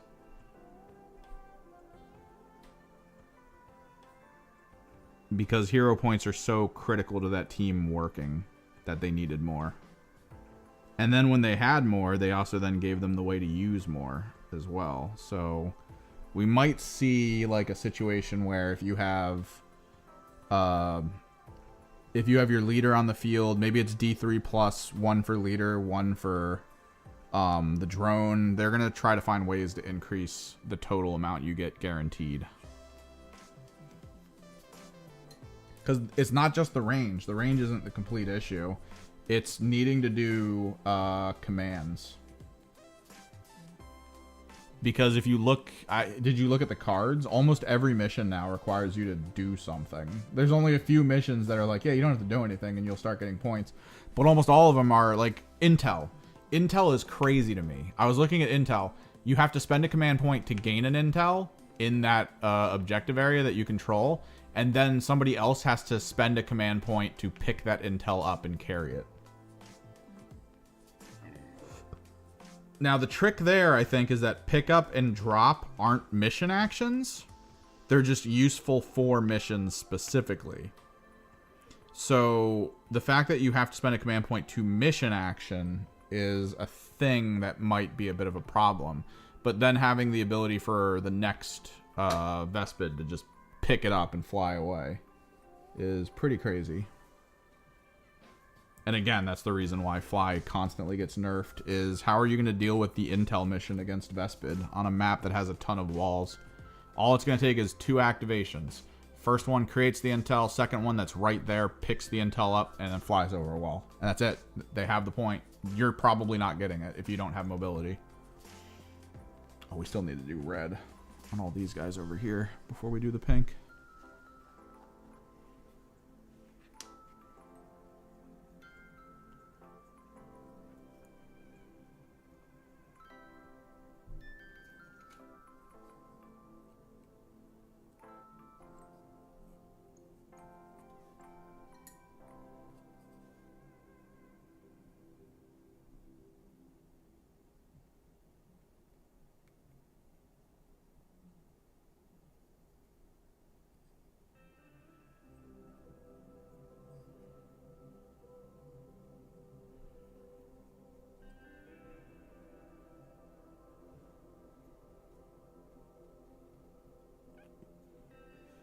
Yeah, and you're probably going to see that more. You're probably going to see that in use for almost every mission that requires an action point to spend. But there's a lot of really good equipment, dude. The, what was it? I think we do red on these as well. Let me take a quick look at my neophytes. There was a piece of equipment that they showed for the Kroot Farstalkers, Toxin rounds. Currently, Toxin rounds are limited. You can only have one, and there's a guy who gets both. So, like, there wasn't really use for you giving toxin rounds to people. Because, like, it was once off. It's not really limited. Like, you can give it to multiple people, but you can't give more than one to a person. And it is just one choice. Like, that's it. So if you put them on the right guys, it's great. If you put them on the wrong guys, you're screwed. If you take toxin rounds, it's once per battle round. And you just pick a guy to use it whenever you use them, which is really cool. Because it's like a low lethality stun. So it's just... it's whatever the weapon damage is, but with a good lethal quality and then the stun benefit. So you're just like ripping APL off people. It's great.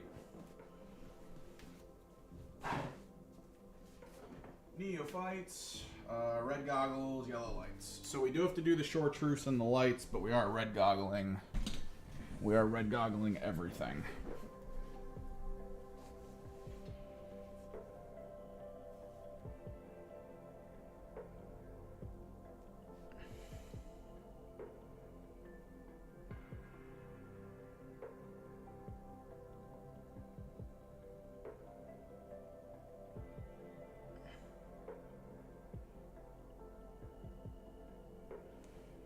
Red goggles.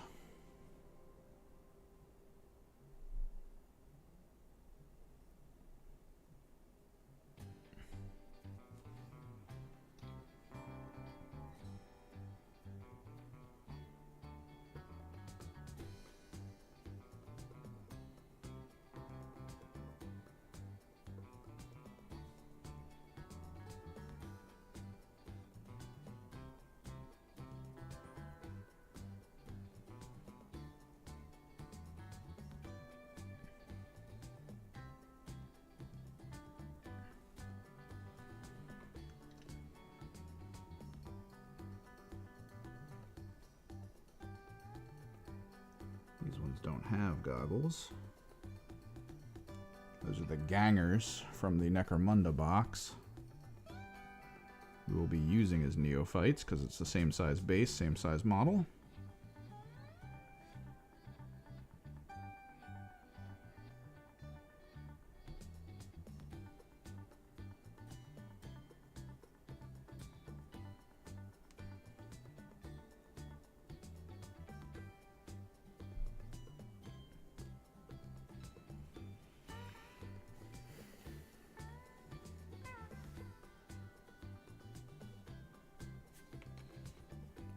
Ganger.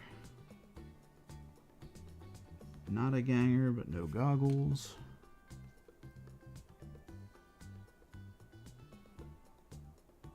I could have swore there was another red spot that I had to touch up. Let me double check something.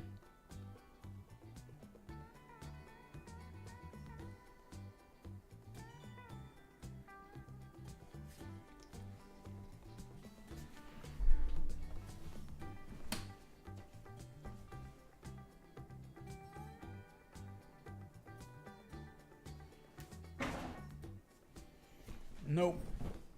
The chest light I actually paint is pink. Ganger with goggles. Let's go.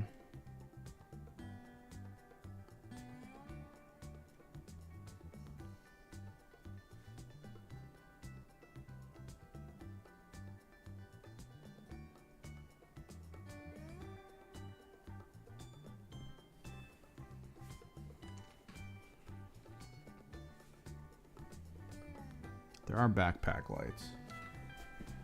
I'm just gonna bring one over.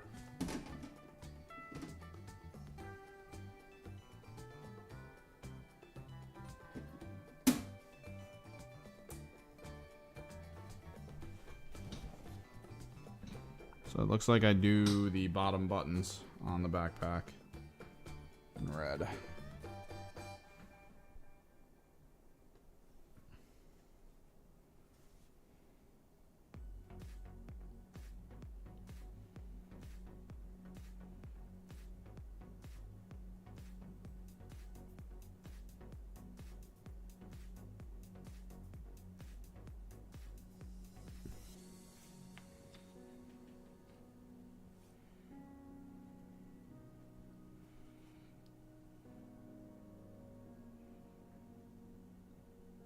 What it's going to come down to is how how scoring like actually works out.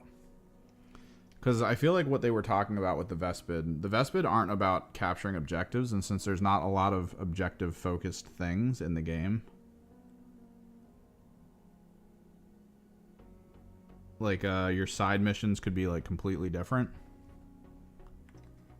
There's this nature to it where you're not kind of hunkered in on being like, I gotta take those objectives.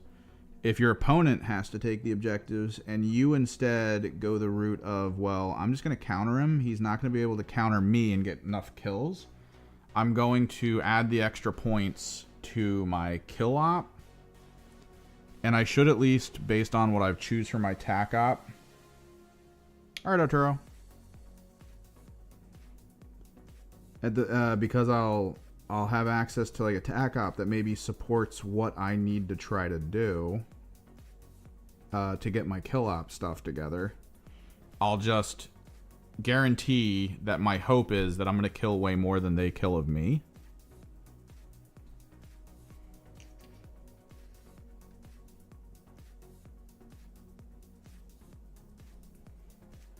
So that I can get the bonus score on that.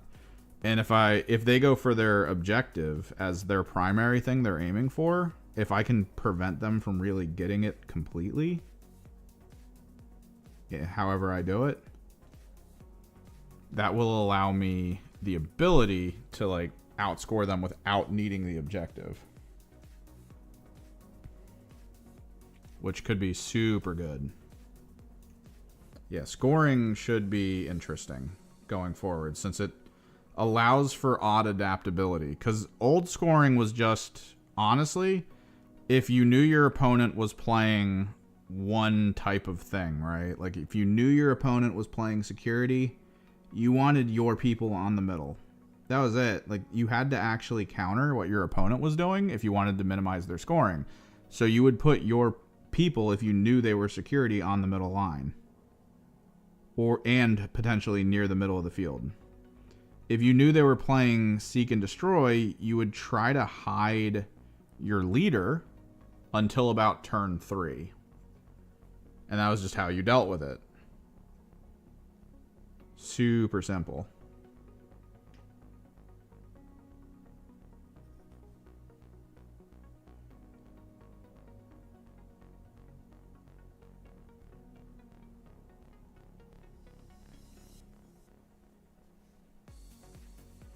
But now with this new one, when the tac op is revealed, you can try to prevent it going forward. Because, I mean, it's revealed that's the only tac op they have.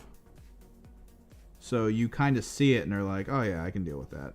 Right? Like you can work on it. You can get around it. Let me see something here.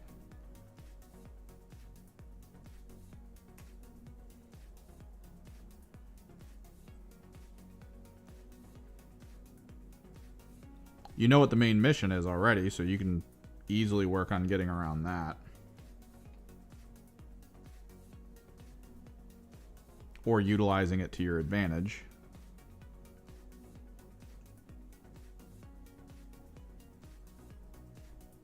Ooh, so edgelordy. I was really hoping I kept these heads. I threw them out because I was cleaning up and I was like, I don't know if I'm going to use these.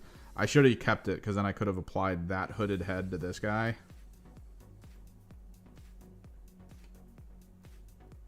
Which would have been so nice. So let's get all the lenses. Let's do that one. This one. I feel like we need to skip this song.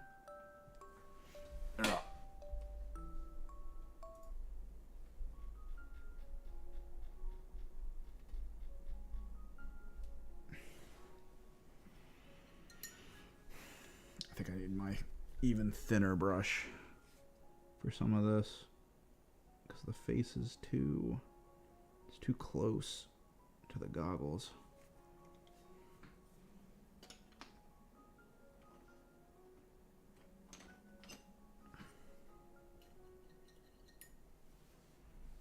So yeah, scoring should make the game a bit more interesting to play.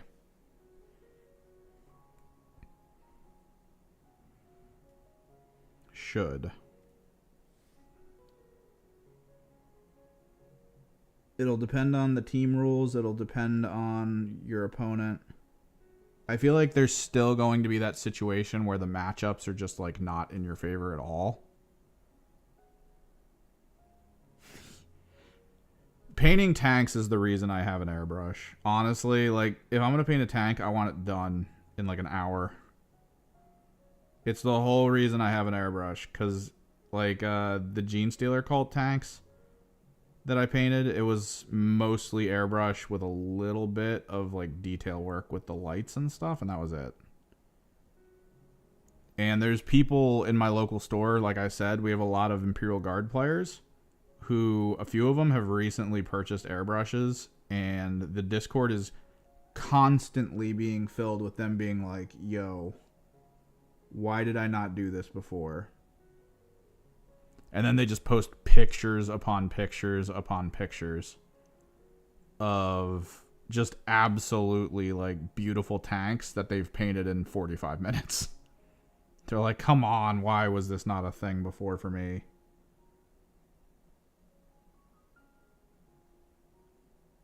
All of the screens.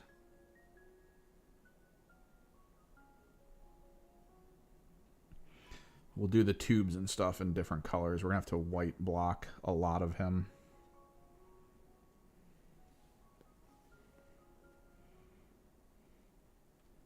But yeah, like my knights would not be anywhere near as cool looking if I didn't have my airbrush. My airbrush made me do so many fun things with them. The gradiated shoulder pads.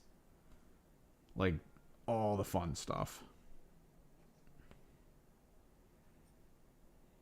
And you can do really cool things with Imperial Guard ones with an airbrush, because you can use cheesecloth or like a dryer cloth, and you can kind of tear it up a little bit. And what you'll do is you base color a light color, like if you're going to do a multi camouflage thing, right? You base color your light color. And then you get a darker color in your airbrush, and then you lay the shredded up dryer cloth or cheesecloth over the top of the model. And then airbrush it that way. That way the torn up cloth creates like tiger striping or just general camo lines. Or you can get masking tape. And then once you do your dark or your lighter base color and you kind of like seal it, make sure it looks good, you can hit it with masking tape in squares, and you can do that like polygonal type setup. Like super easy. Just absolutely easy. You can even make it look really nice by hitting... You'll hit a side, like some of the outer edge components you can hit with like a slightly lighter dark color. And then go back in with the dark color and just finish it out. That way there's like a slight gradient at the edges of a lot of the polygonal stuff. It just looks really cool. It's so cool. Alright, let's start white blocking things. Because we got to white block the lights. And we got to white block... a lot of the stuff on the biophages. So let me get to work here. Get my little fidget pop tool.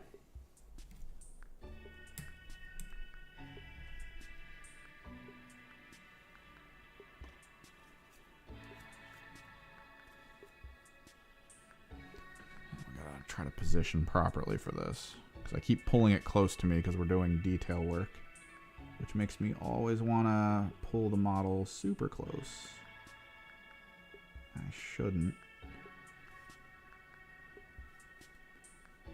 Because I'm trying to make content.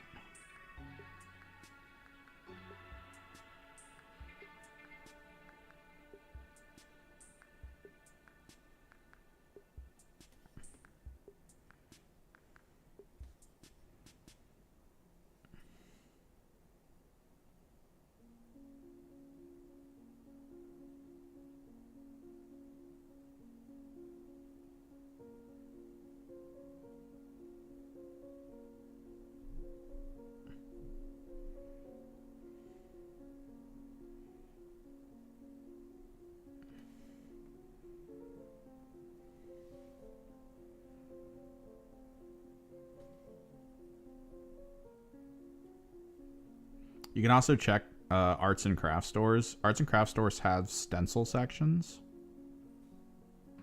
And sometimes you can find some really fun stencils that aren't normal. Because I know a lot of people do, like, they'll do the shredded up dryer cloth because that does really feel like tiger stripe camo.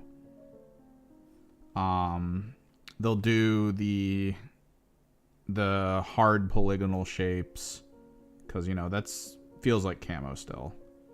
But could you imagine doing a camouflage texture where your tank has, like, let's say clock gears, right?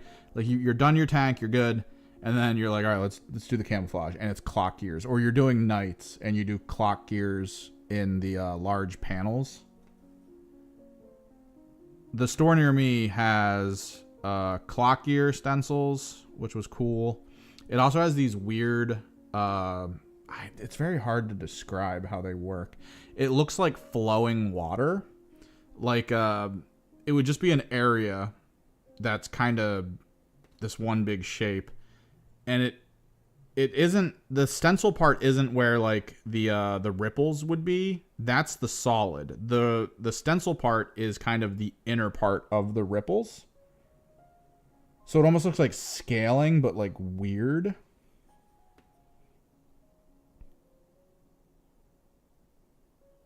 And I think there's something to that, where you could make some really cool concepts with just wild looking stencils and an airbrush.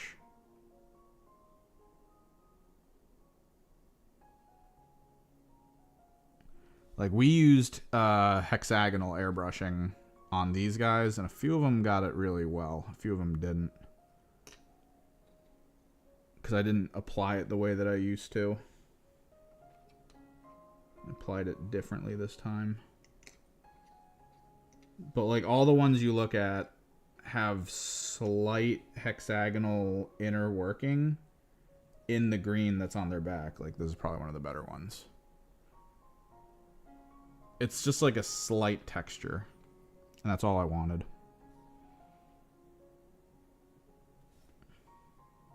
And it works. It looks good. Didn't need to be much more.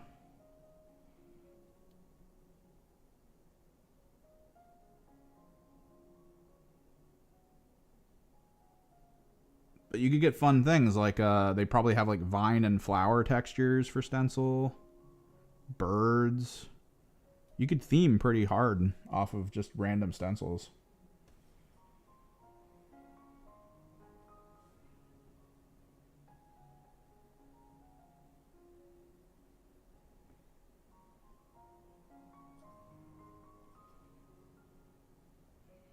Like, if I did my shoulder gradient again on my Thousand Sun Knights, my Zinch Knights, I probably would have used that ripple effect. That way the shoulder pad could have been blue, and then the magenta would have been gradiated up like scales into it, rather than just straight up a normal gradient. Would have looked really cool. Coulda, woulda. Alright, do we want to do the piping and light like I do on my my character you guys see in the corner? Or do we want to keep them like solid tubes?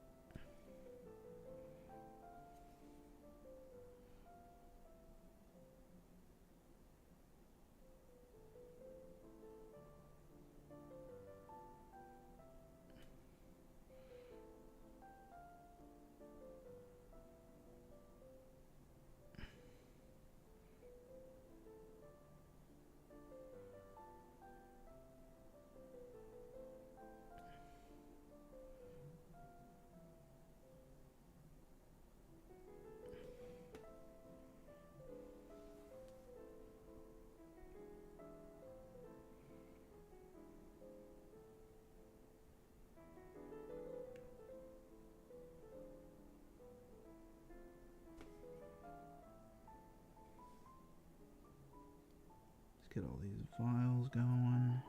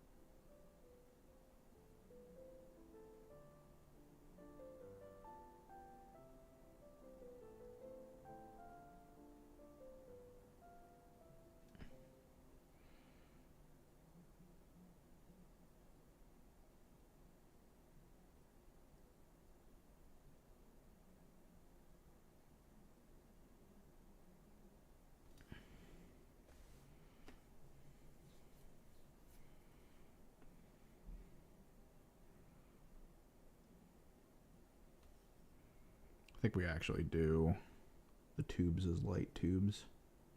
Light tubes is fun.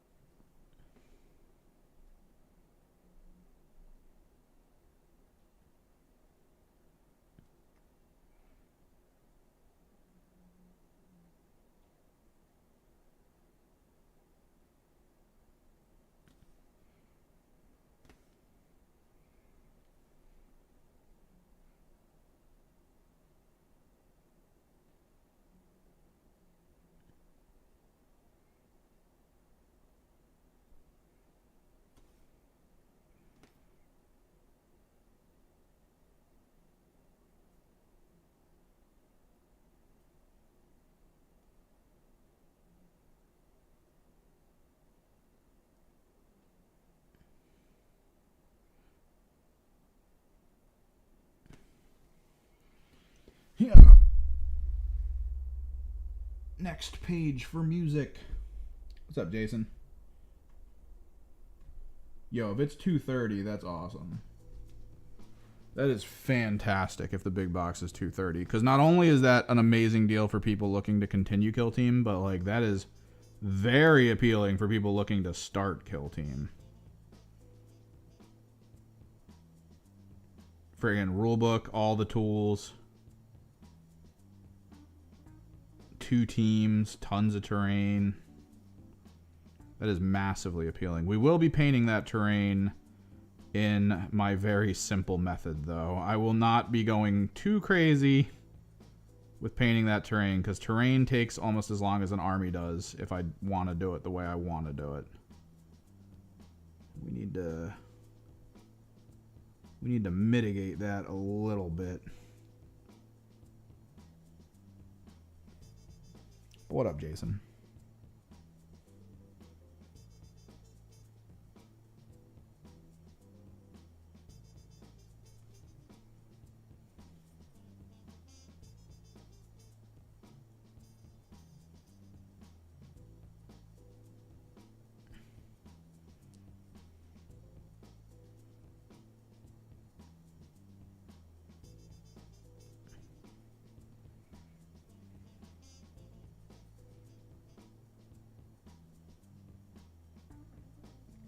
Because, like, seriously, consider this.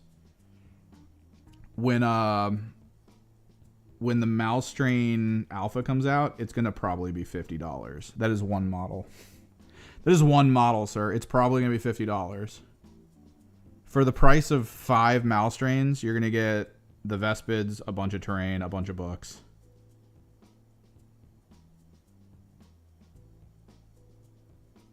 Like, just think on that.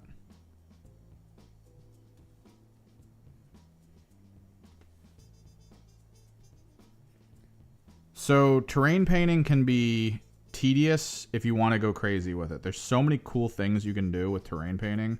The first terrain I painted was Nockmund, and I already had my airbrush by then, which was super useful because almost all the terrain is sort of like this dark orange to bright yellow thing, like an industrial dark orange and an industrial bright yellow fade, which looks really nice.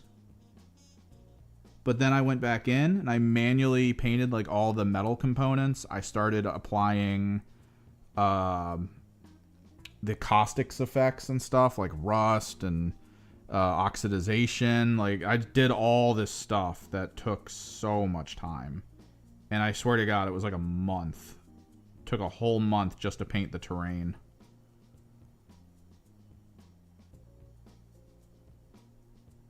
And then when Close Quarters came out, and I was like, I'm going to play Close Quarters, I looked at that terrain and went, I'm not painting this anywhere near the quality I painted my Knockmen terrain.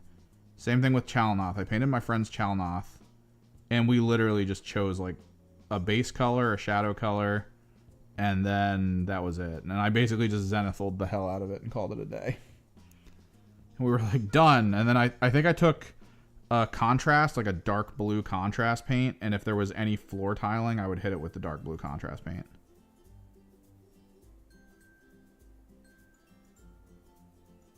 I picked chill as the mood the music is supposed to imply. Why do I keep getting bright?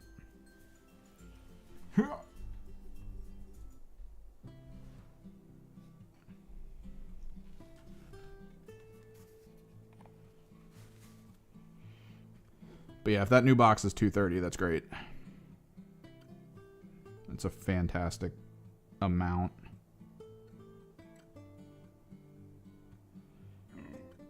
Consider that we're looking at battle boxes from the Agents of the Imperium, and they're about the same amount for a squad of, like 2 squads of Imperial agents or Imperial Inquisitors, a tank, an assassin, a leader, and a squad of Grey Knight Terminators, and it's the same value as 2 squads of something else, tons of terrain, all these books, cards. That's going to be the big thing, because it looks like they're doing the cards and boxes separately. And there's a few of those card sets that I'm thinking I might want. I'm probably not going to grab all of them, just because that's way too much, and you know that the teams are being rotated out, and rules might be updated eventually anyway. So I only really want them as quick reference for teams I do plan on playing consistently. So I might grab them for Hearthkin. I might, depending on how they sound, grab them for Felgor. Otherwise, I think I'm just going to run with whatever the digital version is. Get them installed on my tablet or something. Take my tablet to tournaments.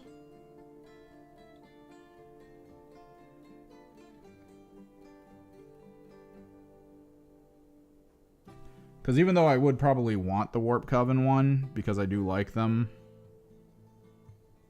they're just going to go away. Is Hyrotech, which one was Hyrotech a year or was Hyrotech 2 years? Because Hyrotech might be one that I get. I do think the Hyrotech are going to be great in this new edition. Because with the retooling of Counteract, that's top tier. Counteract being what it is now is fantastic for elite teams like the Hyrotech. Because you can send the little bugs out and have the bugs do stuff that isn't mission actions. And then if you know you're going to have the activation count, you can activate them and do mission actions later. Which is pretty cool. Pretty cool.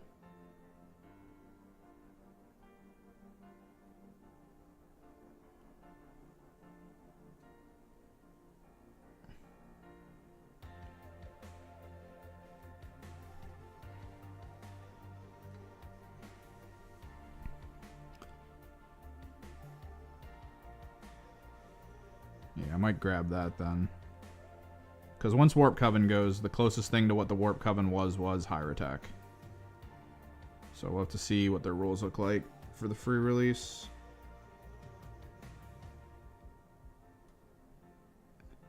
Because that's a style of play I really enjoy. Like what the Hyrotech have to offer. And the Warp Coven. The whole, like, I have massive game-changing things that will occur. And you're going to have to deal with them. And they're going to last for a little bit. Like the Hyrotech being able to give someone like a 3+ freaking invulnerable save and just send them up the field. It's like, all right, what are you going to do about that with your plasma gun? Hit me with that stuff. See what happens.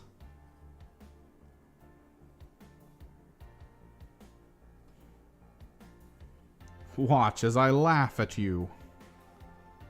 All right, we gotta get the shoulder lights. Shoulder lights are important. When we do the pink highlighting, it's going to be mixed with the white, so we don't have to worry about it as much. We're not going to have to paint the inner components necessarily.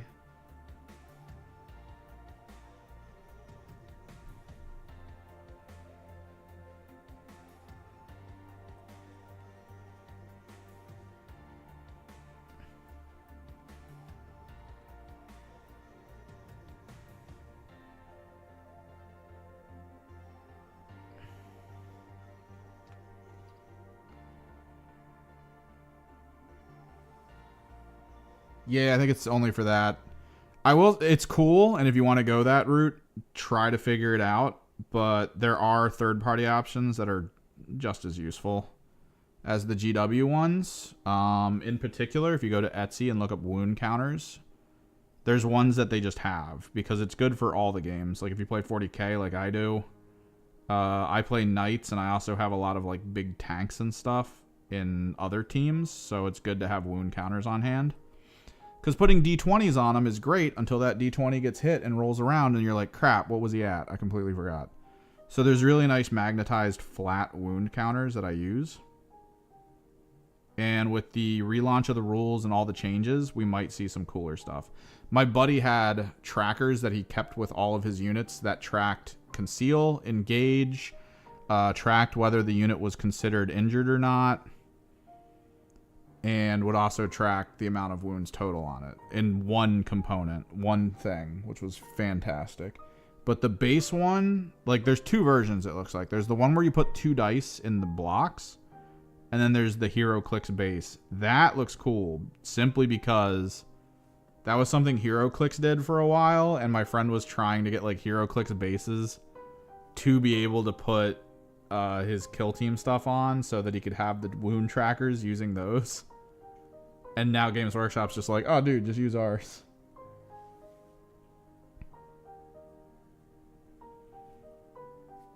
And it's kind of cool to see them actually... Because it makes it feel like they're pushing, man. They feel like they're really pushing for this to be like a serious thing.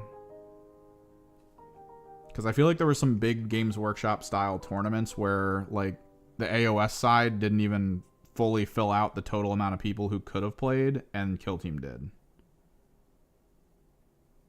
And they're looking at that like, okay. Maybe, I don't know if the app's going to do that though, because that feels a little weird to have to track all that in-app. I do prefer on-table tracking myself, just because I do consider it to be helpful to my opponent. That's something to keep in mind is speed of play, and if your opponent doesn't know that something's been damaged or just forgot it for a second, it'll change what they do because they're not quite sure. And maybe they don't want to ask for some reason, which is not the best. But I'll always try to have some kind of on-field tracking system, just because I feel like it's better for people.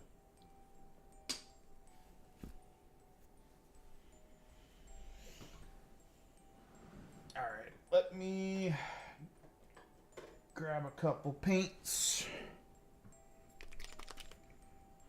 Yeah, I always want my opponents to have full knowledge. I did, for the tournament recently that I did, I took some time to finish up painting all my custom tokens. This is something you could probably still find on Etsy. I'm not sure, but let me show you them.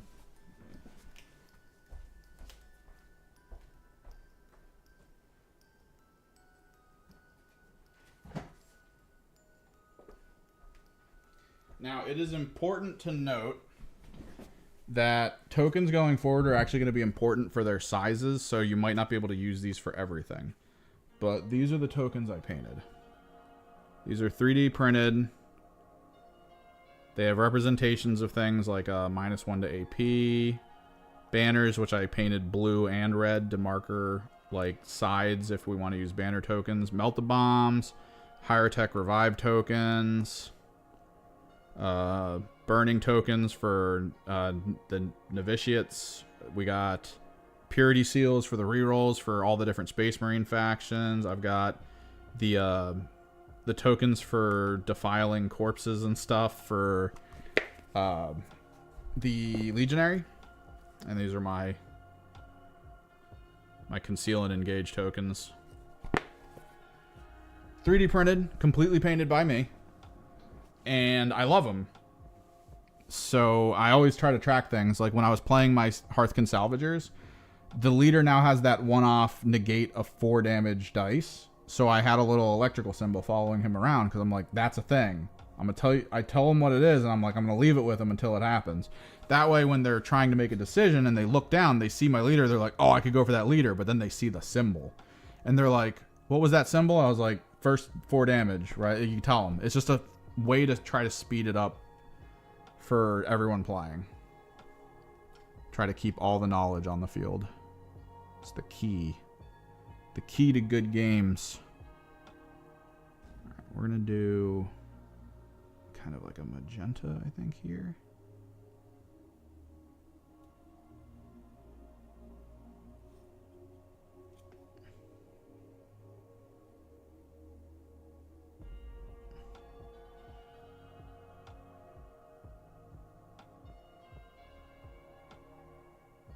But like I said, there's going to be new tokens coming out, and the size of the token's important. Because I know that they have those little smoke grenades that we saw in the test game.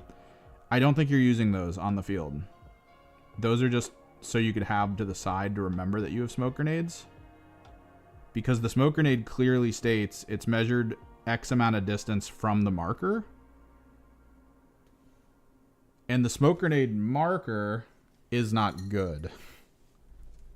Like the 3D one. The 3D one isn't a solid circle. Whereas if you look at the tokens and markers they're giving you for the new game, you're going to be getting hit with like circular markers that have the smoke grenade symbol on it. And that's what you measure from. So you're probably not going to use the 3D ones at all on the field. Let me get this done. While the magenta's still kind of wet, do a little wet on wet gradiating.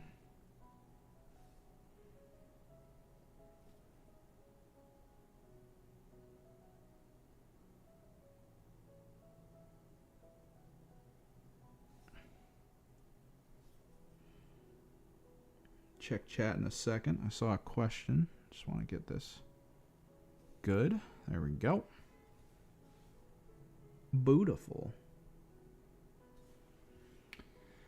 The same technique as your models. Yeah, I do Zenithal, but like not like this. This is very explicit for my Genestealer cult.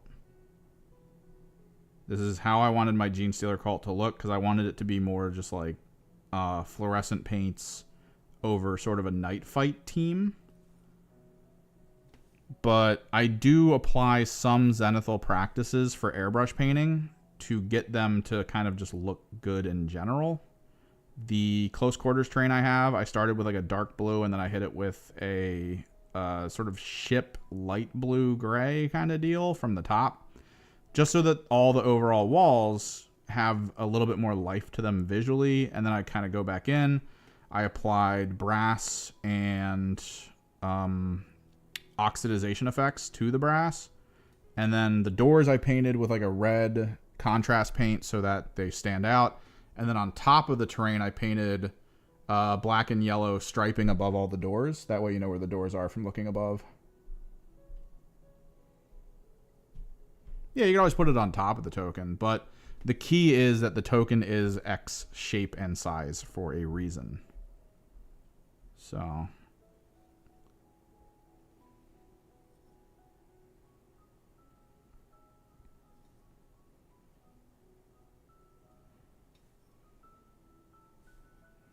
and it's the same thing with the objectives, because the objective control is now, I think, 3 inches instead of 2. It's either 2.5 or 3. It was 2 from center of the objective. So I have all these 2-inch objective control things when I think 2-inch objective control is now AOS, maybe? I think they changed AOS for 2-inch. So I can still kind of use them for AOS, if that's still the case. But token-wise, the token's a 40 mil, and you can control it an inch away. So I think it's 3, because I think 40 mil is slightly above 2, if I'm not mistaken. There's been a bit of a change in distance of control. The objectives you control are a bit wider.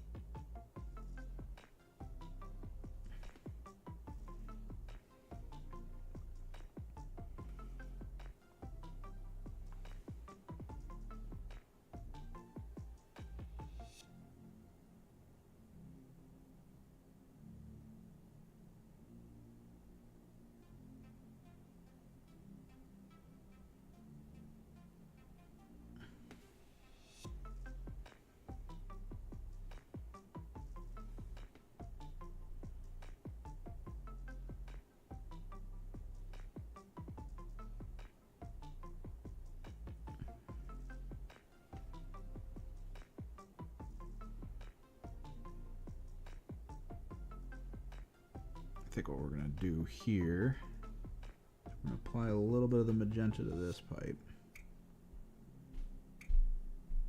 And then we'll mix it in a little bit with whatever we choose the other color to be, which I think is probably going to end up being blue. Is this my fluorescent? Yeah.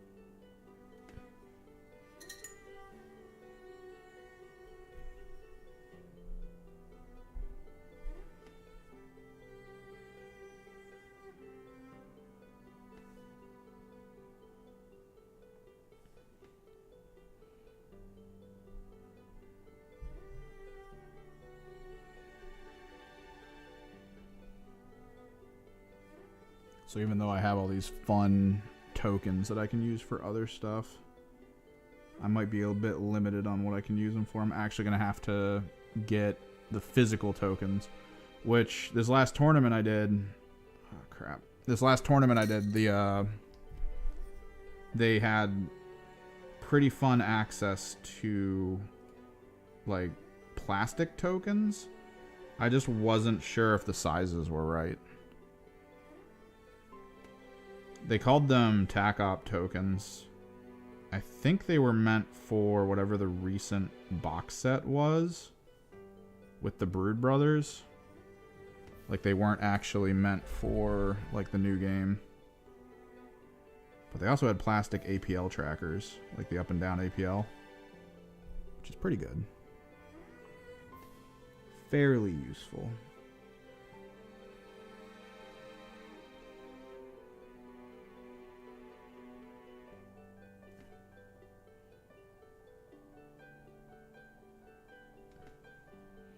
Just didn't need any.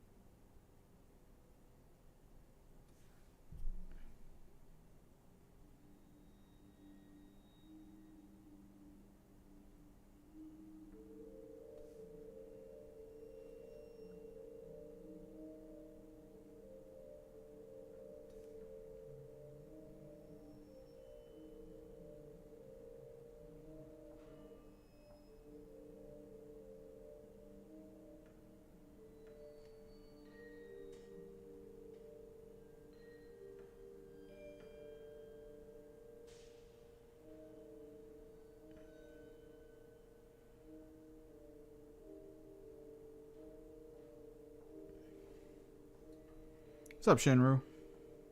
We painting today.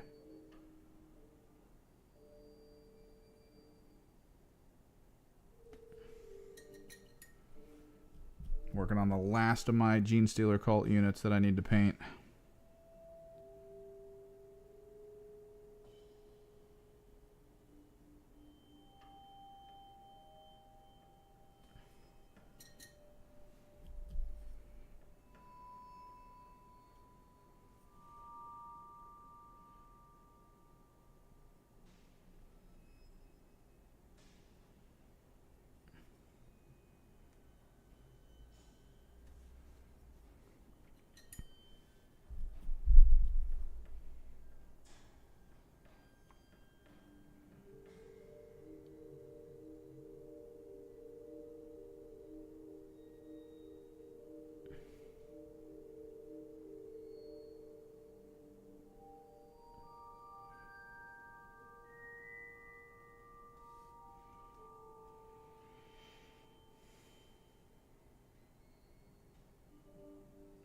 Nice. Dude, they want your genes. They want them. Hide the Wranglers.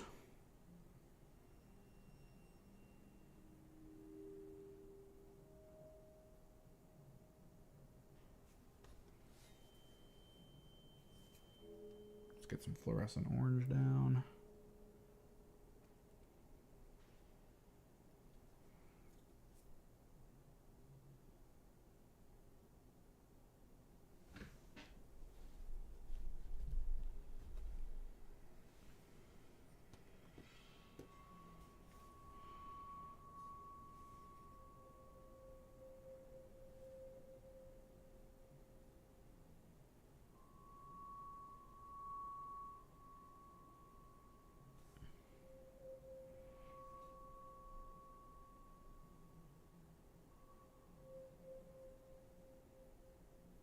He's going to unleash the Tang.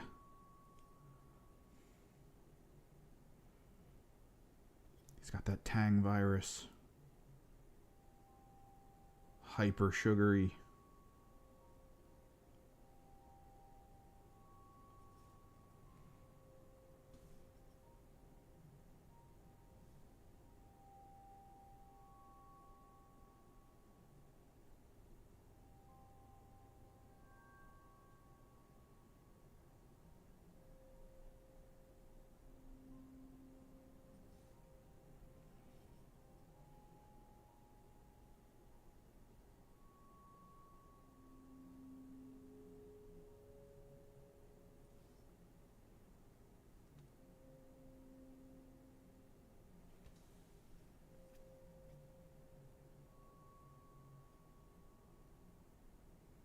What's up, JB Boom? What do you mean? What do you mean different? Like series? Like what are we referring to? Are you referring to like the Warhammer Plus streaming series? Are you talking about like the worlds and universes? Are we referring explicitly to Age of Sigmar, which would probably be the closest thing to D&D, or are you just referring to how the games are played? Because how the games are played are wildly different. Even the pen and paper version of 40K or Fantasy is played drastically different on the tabletop. With Wrath and Glory or whatever the Fantasy version is called that I can't seem to remember right now. There's too many. There's too many games. The tabletop game variance is like D&D has a lot of, you know, conversational stuff, role play. There's combat. The combat is kind of like sort of there for like a positioning thing. And that's if you want to use models. Not every DM and, you know, game tends to go like, hey, we're going to be using all these models and all this stuff is going to be like visibly on a surface and we're going to be very serious about positioning and combat. They're not all like that. So there's already like a level of difference there in that some people theater of the mind what you're about to play and the situations you're about to be in versus Warhammer, which is explicitly about positioning and everything. And the goal of the general game is to just build an army, build a list, and then compete with it against multiple other people to see how good it is and how good you are at using it based on random dice rolls, which the random dice rolls are mostly D6s, not D20s. So the scale of hit and miss is a little different.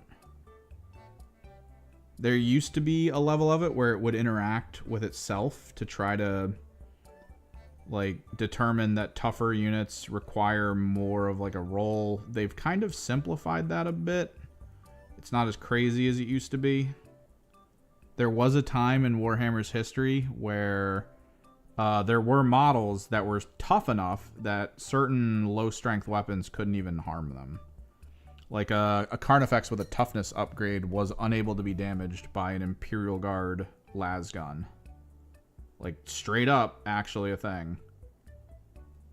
If a Tyranid player took the upgrade for his Carnifex for +1 toughness, las guns could no longer wound it.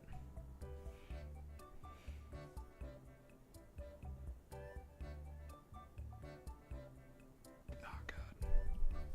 Problem with working with this kind of paint. Sometimes it's too liquidy. You gotta clean it up.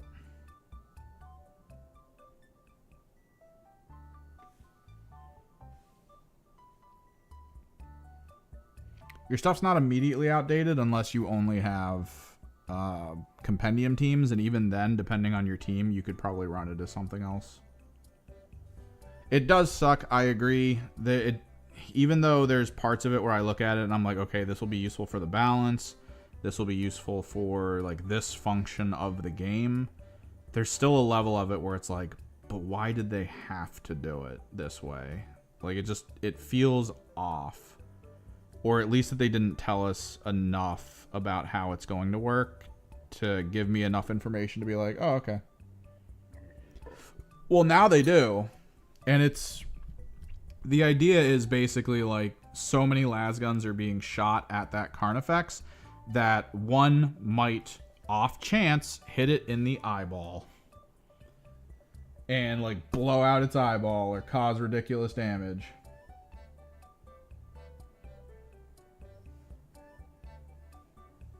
Well, that's the thing. There's a D&D version of 40K and it's different. And it's one of those things where it's so, like, not at all serious. I'm trying to find another fluorescent paint I can use.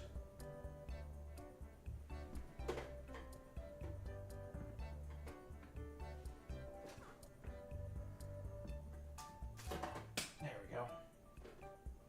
It's so not serious with itself that, honestly, there's probably within it a really fun homebrew you could do that could involve a bit of Kill Team and a bit of the Wrath and Glory rules, which Wrath and Glory would mostly involve the conversational bits, the universe building and all that, leveling and tracking your characters.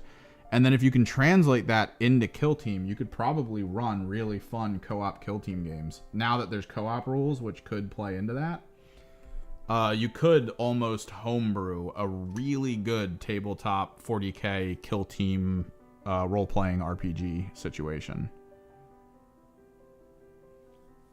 High chance that that's a possibility now.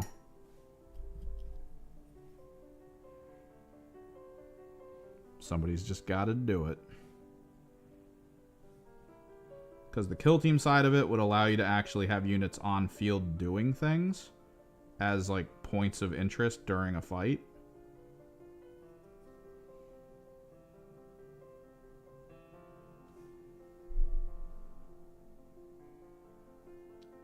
And then depending on how you stat that for like the roleplay side of things with conversations and how you use the Wrath and Glory dice in all of the overall like process of play, you could have really fun moments in like a grander story if that's what you're into. Not everyone is into that, which sure. And then a lot of people who do it aren't even like really into it. They're into it for like weird reasons. There's a subsect of people who the only reason they really play D&D is to try to read the rules and then break them. Like that's the whole point. That's their whole existence, is just, I've read the rules of how this season of D&D is going to work. I've already decided what my class is and the journey of that class, and by level 3, I am absolutely broken. Like, there's nothing that's going to be able to stop me. I'm going to be doing hundreds of damage every attack, all because I figured out, like, the multipliers, the multi-swings, all of it, and I've put them all into order perfectly. So, like, the DM has 3 levels to figure it out. And if he doesn't figure it out, I'm going to be killing everything. But then the problem is, a proper DM will see that and go, well, I have to make all of the encounters difficult.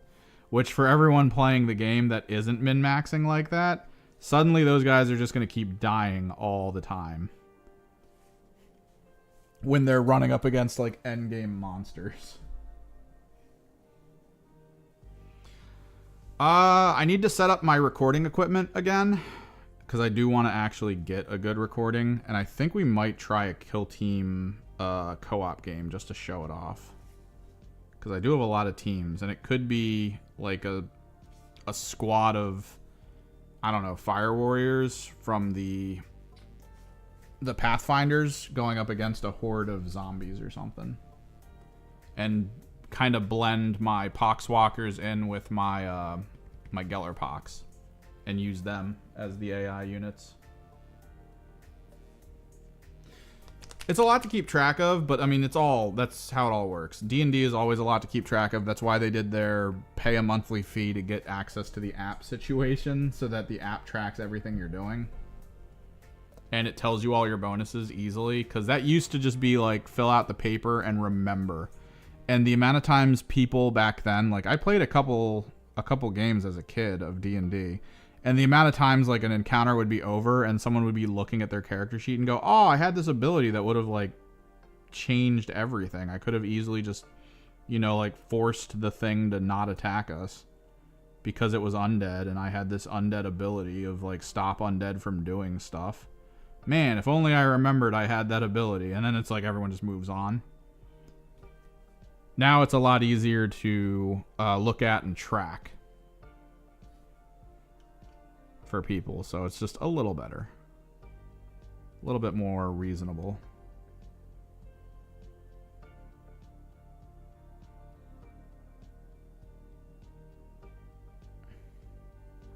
But then, of course, Wizards of the Coast, I think specifically through Hasbro, keeps screwing up.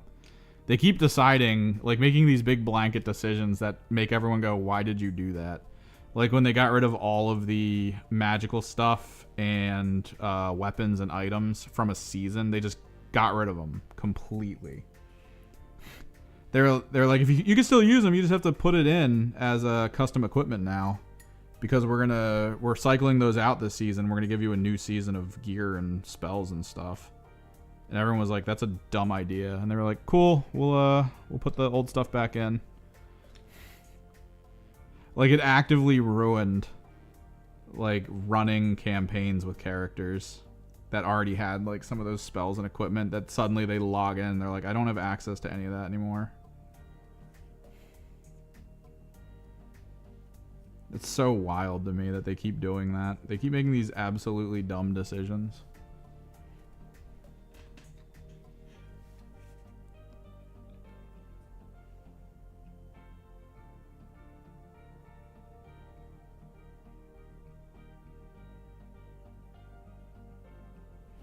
Meanwhile, over in Games Workshop land, despite so many people actively hating Games Workshop for a lot of the decisions they make, Kill Team's going completely free for rules. Enjoy. And they've even explicitly said going forward as well, which they didn't say for 40k, and I looked at it and was like, well, when codexes drop, we're not going to have free rules anymore. And yeah, that's what happened. But Kill Team, they were like, yep, free rules. And going forward, don't worry about it.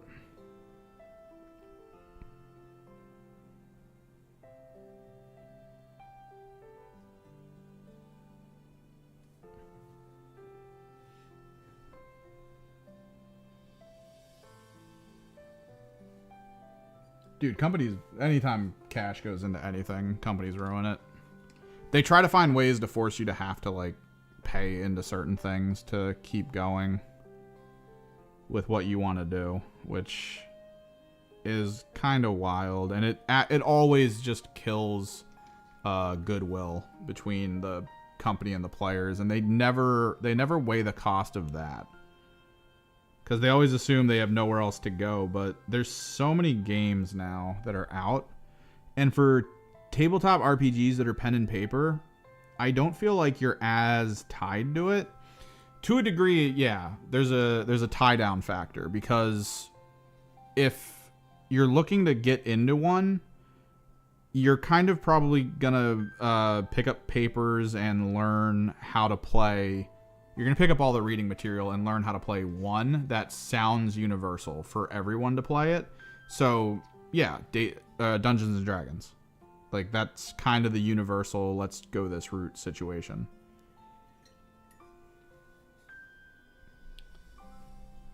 But then the problem becomes, like, there's so many others, and all it takes is a company to kill the goodwill just enough that everyone looks at it and goes, hey, I hear that Pathfinder game's still really good.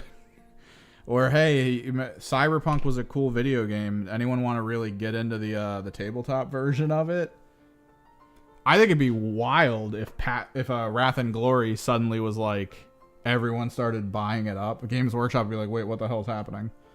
Because one of the big things right now with D&D is they sell 3D models that you can paint to represent stuff on the field.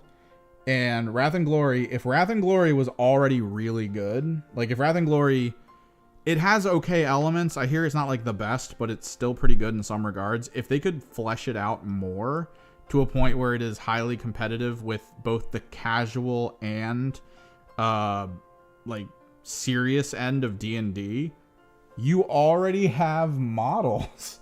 And there's so many people who play D&D who have an army for 40K as well. And it's at that situation where it's like, man, if we want to leave Dungeons and Dragons, where do we go? And then they look at their shelf and they're just like, oh shit. Like, they've already got it. Like, you've got your terrain, you've got your models, you have that one friend who plays Imperial Agents, and you could be like, yo, who wants to run an Imperial Agents campaign in Wrath and Glory? And we'll have models for the tabletop to show what's happening. That way, like, we could use the Inquisitors. You could customize and kit bash some of them for your characters if you want. And we're going to be fighting GENESTEALER cult. So, boom, GENESTEALER cult. I've already got all the models. They'll be the enemies, and I'll just put them on the field when we need them. Games Workshop. Okay. Complete. This is what I understand about Games Workshop. Games Workshop exclusively made stuff in the UK, but they were exploding, so they needed to adapt and be able to make things faster. So they went to China to try to figure out if there was a way they could produce their products through China for cheaper to keep up with demand and keep costs down, which that was something they really wanted to do. Because if they were able to get costs down for production, but then not change the costs for sales, they would just make more money. And they wouldn't have to incur that cost on the people playing. But what ended up happening was the whatever company they found in China was like, cool, we got this. And they were like, cool, here's some STLs we want you to start with. We want you to start with these guys specifically, and then we'll go forward from there. They sent them like a chunk of something. And then a chunk of something started showing up on gray sites like Etsy and stuff for way cheaper than what Games Workshop was selling them for, which meant that people working at that warehouse went, cool, we have the info. Let's start selling everything for cheap. And that was a massive issue. It was a breach of contract. And yeah, Games Workshop was like, nope, we're out. And they pulled out of China for that. And it's kind of one of those things where it's been difficult to recover because it was a good chunk of their stuff that they make is suddenly cheaper, being made through basically Amazon and stuff like that. Yeah. So they moved out. They decided to stop doing it. And I think they opened, to my understanding, they were like, all right, let's open another warehouse in UK. Let's do another warehouse for UK to scale up. They bought it, COVID. Like, instantly.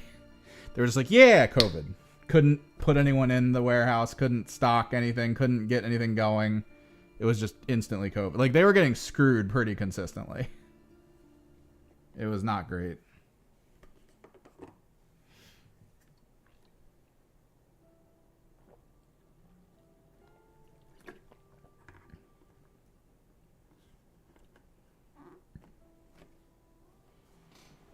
So now we're at the point where they're raising prices. People hate it. Yeah. And it does suck, absolutely.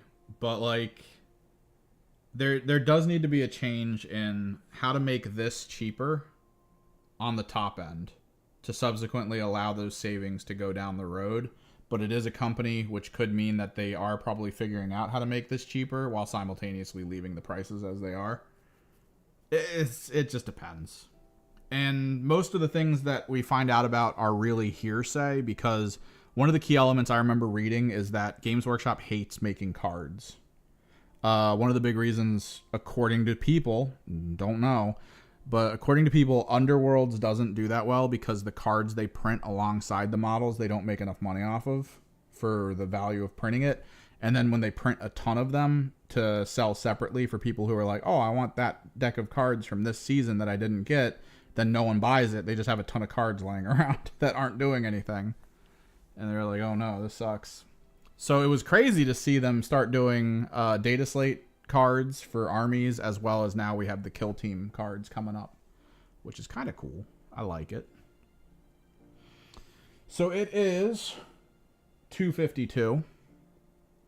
Normally we end stream at 3. I don't want to get started because I'm going to have to mix a bunch of pink and white so that we can do edge highlights on all of these. The neophytes are going to end up having simple edge highlights like this. Very basic, just stuff up top, like the top components near their heads and along the top of the gun. This is basic. This is kind of the finishing move for neophytes for me. But these guys get a little bit more of a dry brush. A little bit more of a dry brush than that.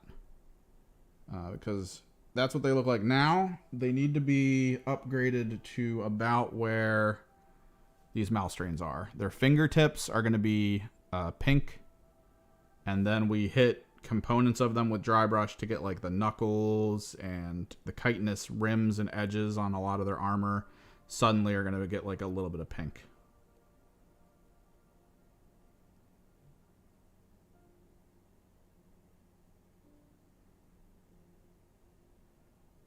And then we will be done. Genestealer Cult's done until the Mouse Strain Alpha drops and until the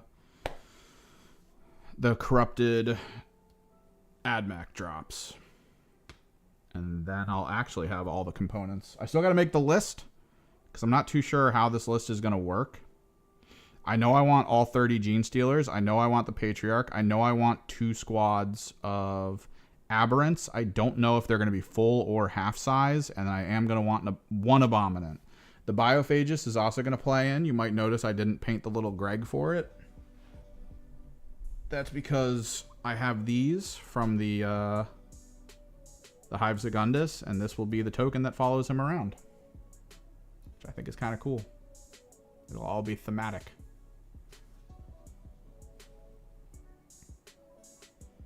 Well, who's winning in terms of income? Marvel.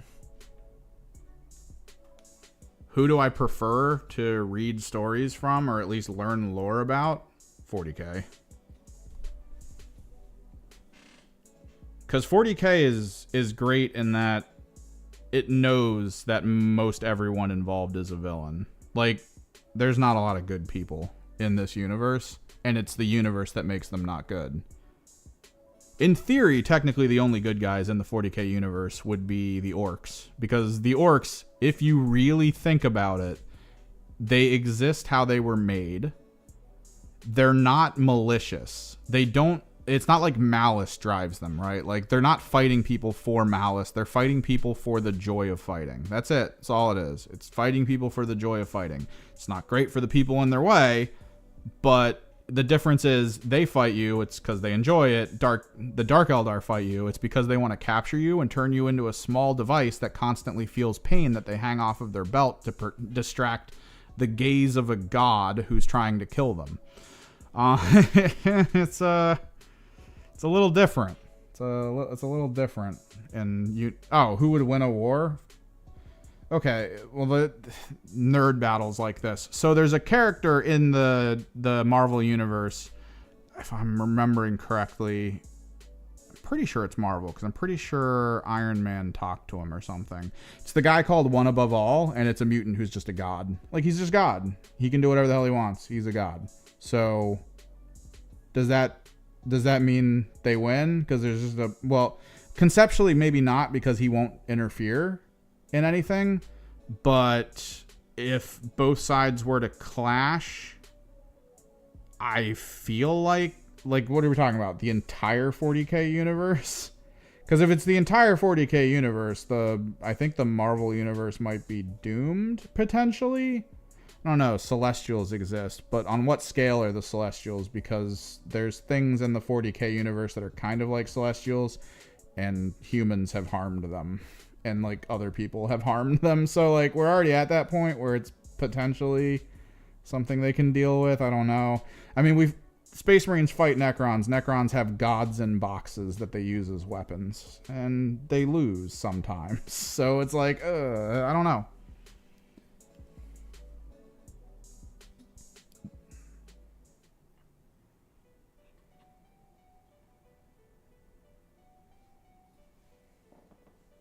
Yeah, they're both as broken at full scale. So I think they both just wipe each other out, honestly. All that's going to be left are whoever from the Marvel universe is actually an immortal, and then a bunch of actually immortal people from the 40K universe who never die. Like, that's going to be the end of it. There are people in the 40K universe right now that if they die, they immediately reappear on another planet with all knowledge and full strength of what they had prior. Instant. There's a lot of them. You have to actually physically destroy their soul to stop it from happening, and very few people can do that. But they also exist in the 40K universe. One of them's almost dead and sitting on a throne. And weirdly, if he does die, he's going to reappear, most likely, as himself, just kind of somewhere else.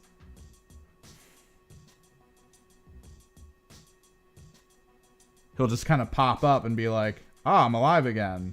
But the problem with that is in the seconds, minutes, hours that he is not sitting in that throne, his entire empire will fall. So, kind of a catch-22 there. Yep. Thursday, I will most likely stream again. We will be finishing these by doing all of the edge highlighting completely. We still have other stuff to do. Again, I don't know what the over-under is on obliterators being part of the Emperor's Children, because I have 4 of them, and I kind of want to test paint my Emperor's Children scheme. Which also will include me purchasing all the stuff I need to install LEDs in the bases of these models, because that is a very key thing that I need to do for them, is I need to install UV LEDs into their bases that are powered by watch batteries. So I can put a watch battery on the bottom, UV light comes on, and then the characters glow. But I don't know if I want to do that to the Oblits, because if I do it and they are not Emperor's Children, I have 4 units that I will not be using that look really cool. Thanks for hanging out. Thanks for chilling. Thursday. Later, bitches.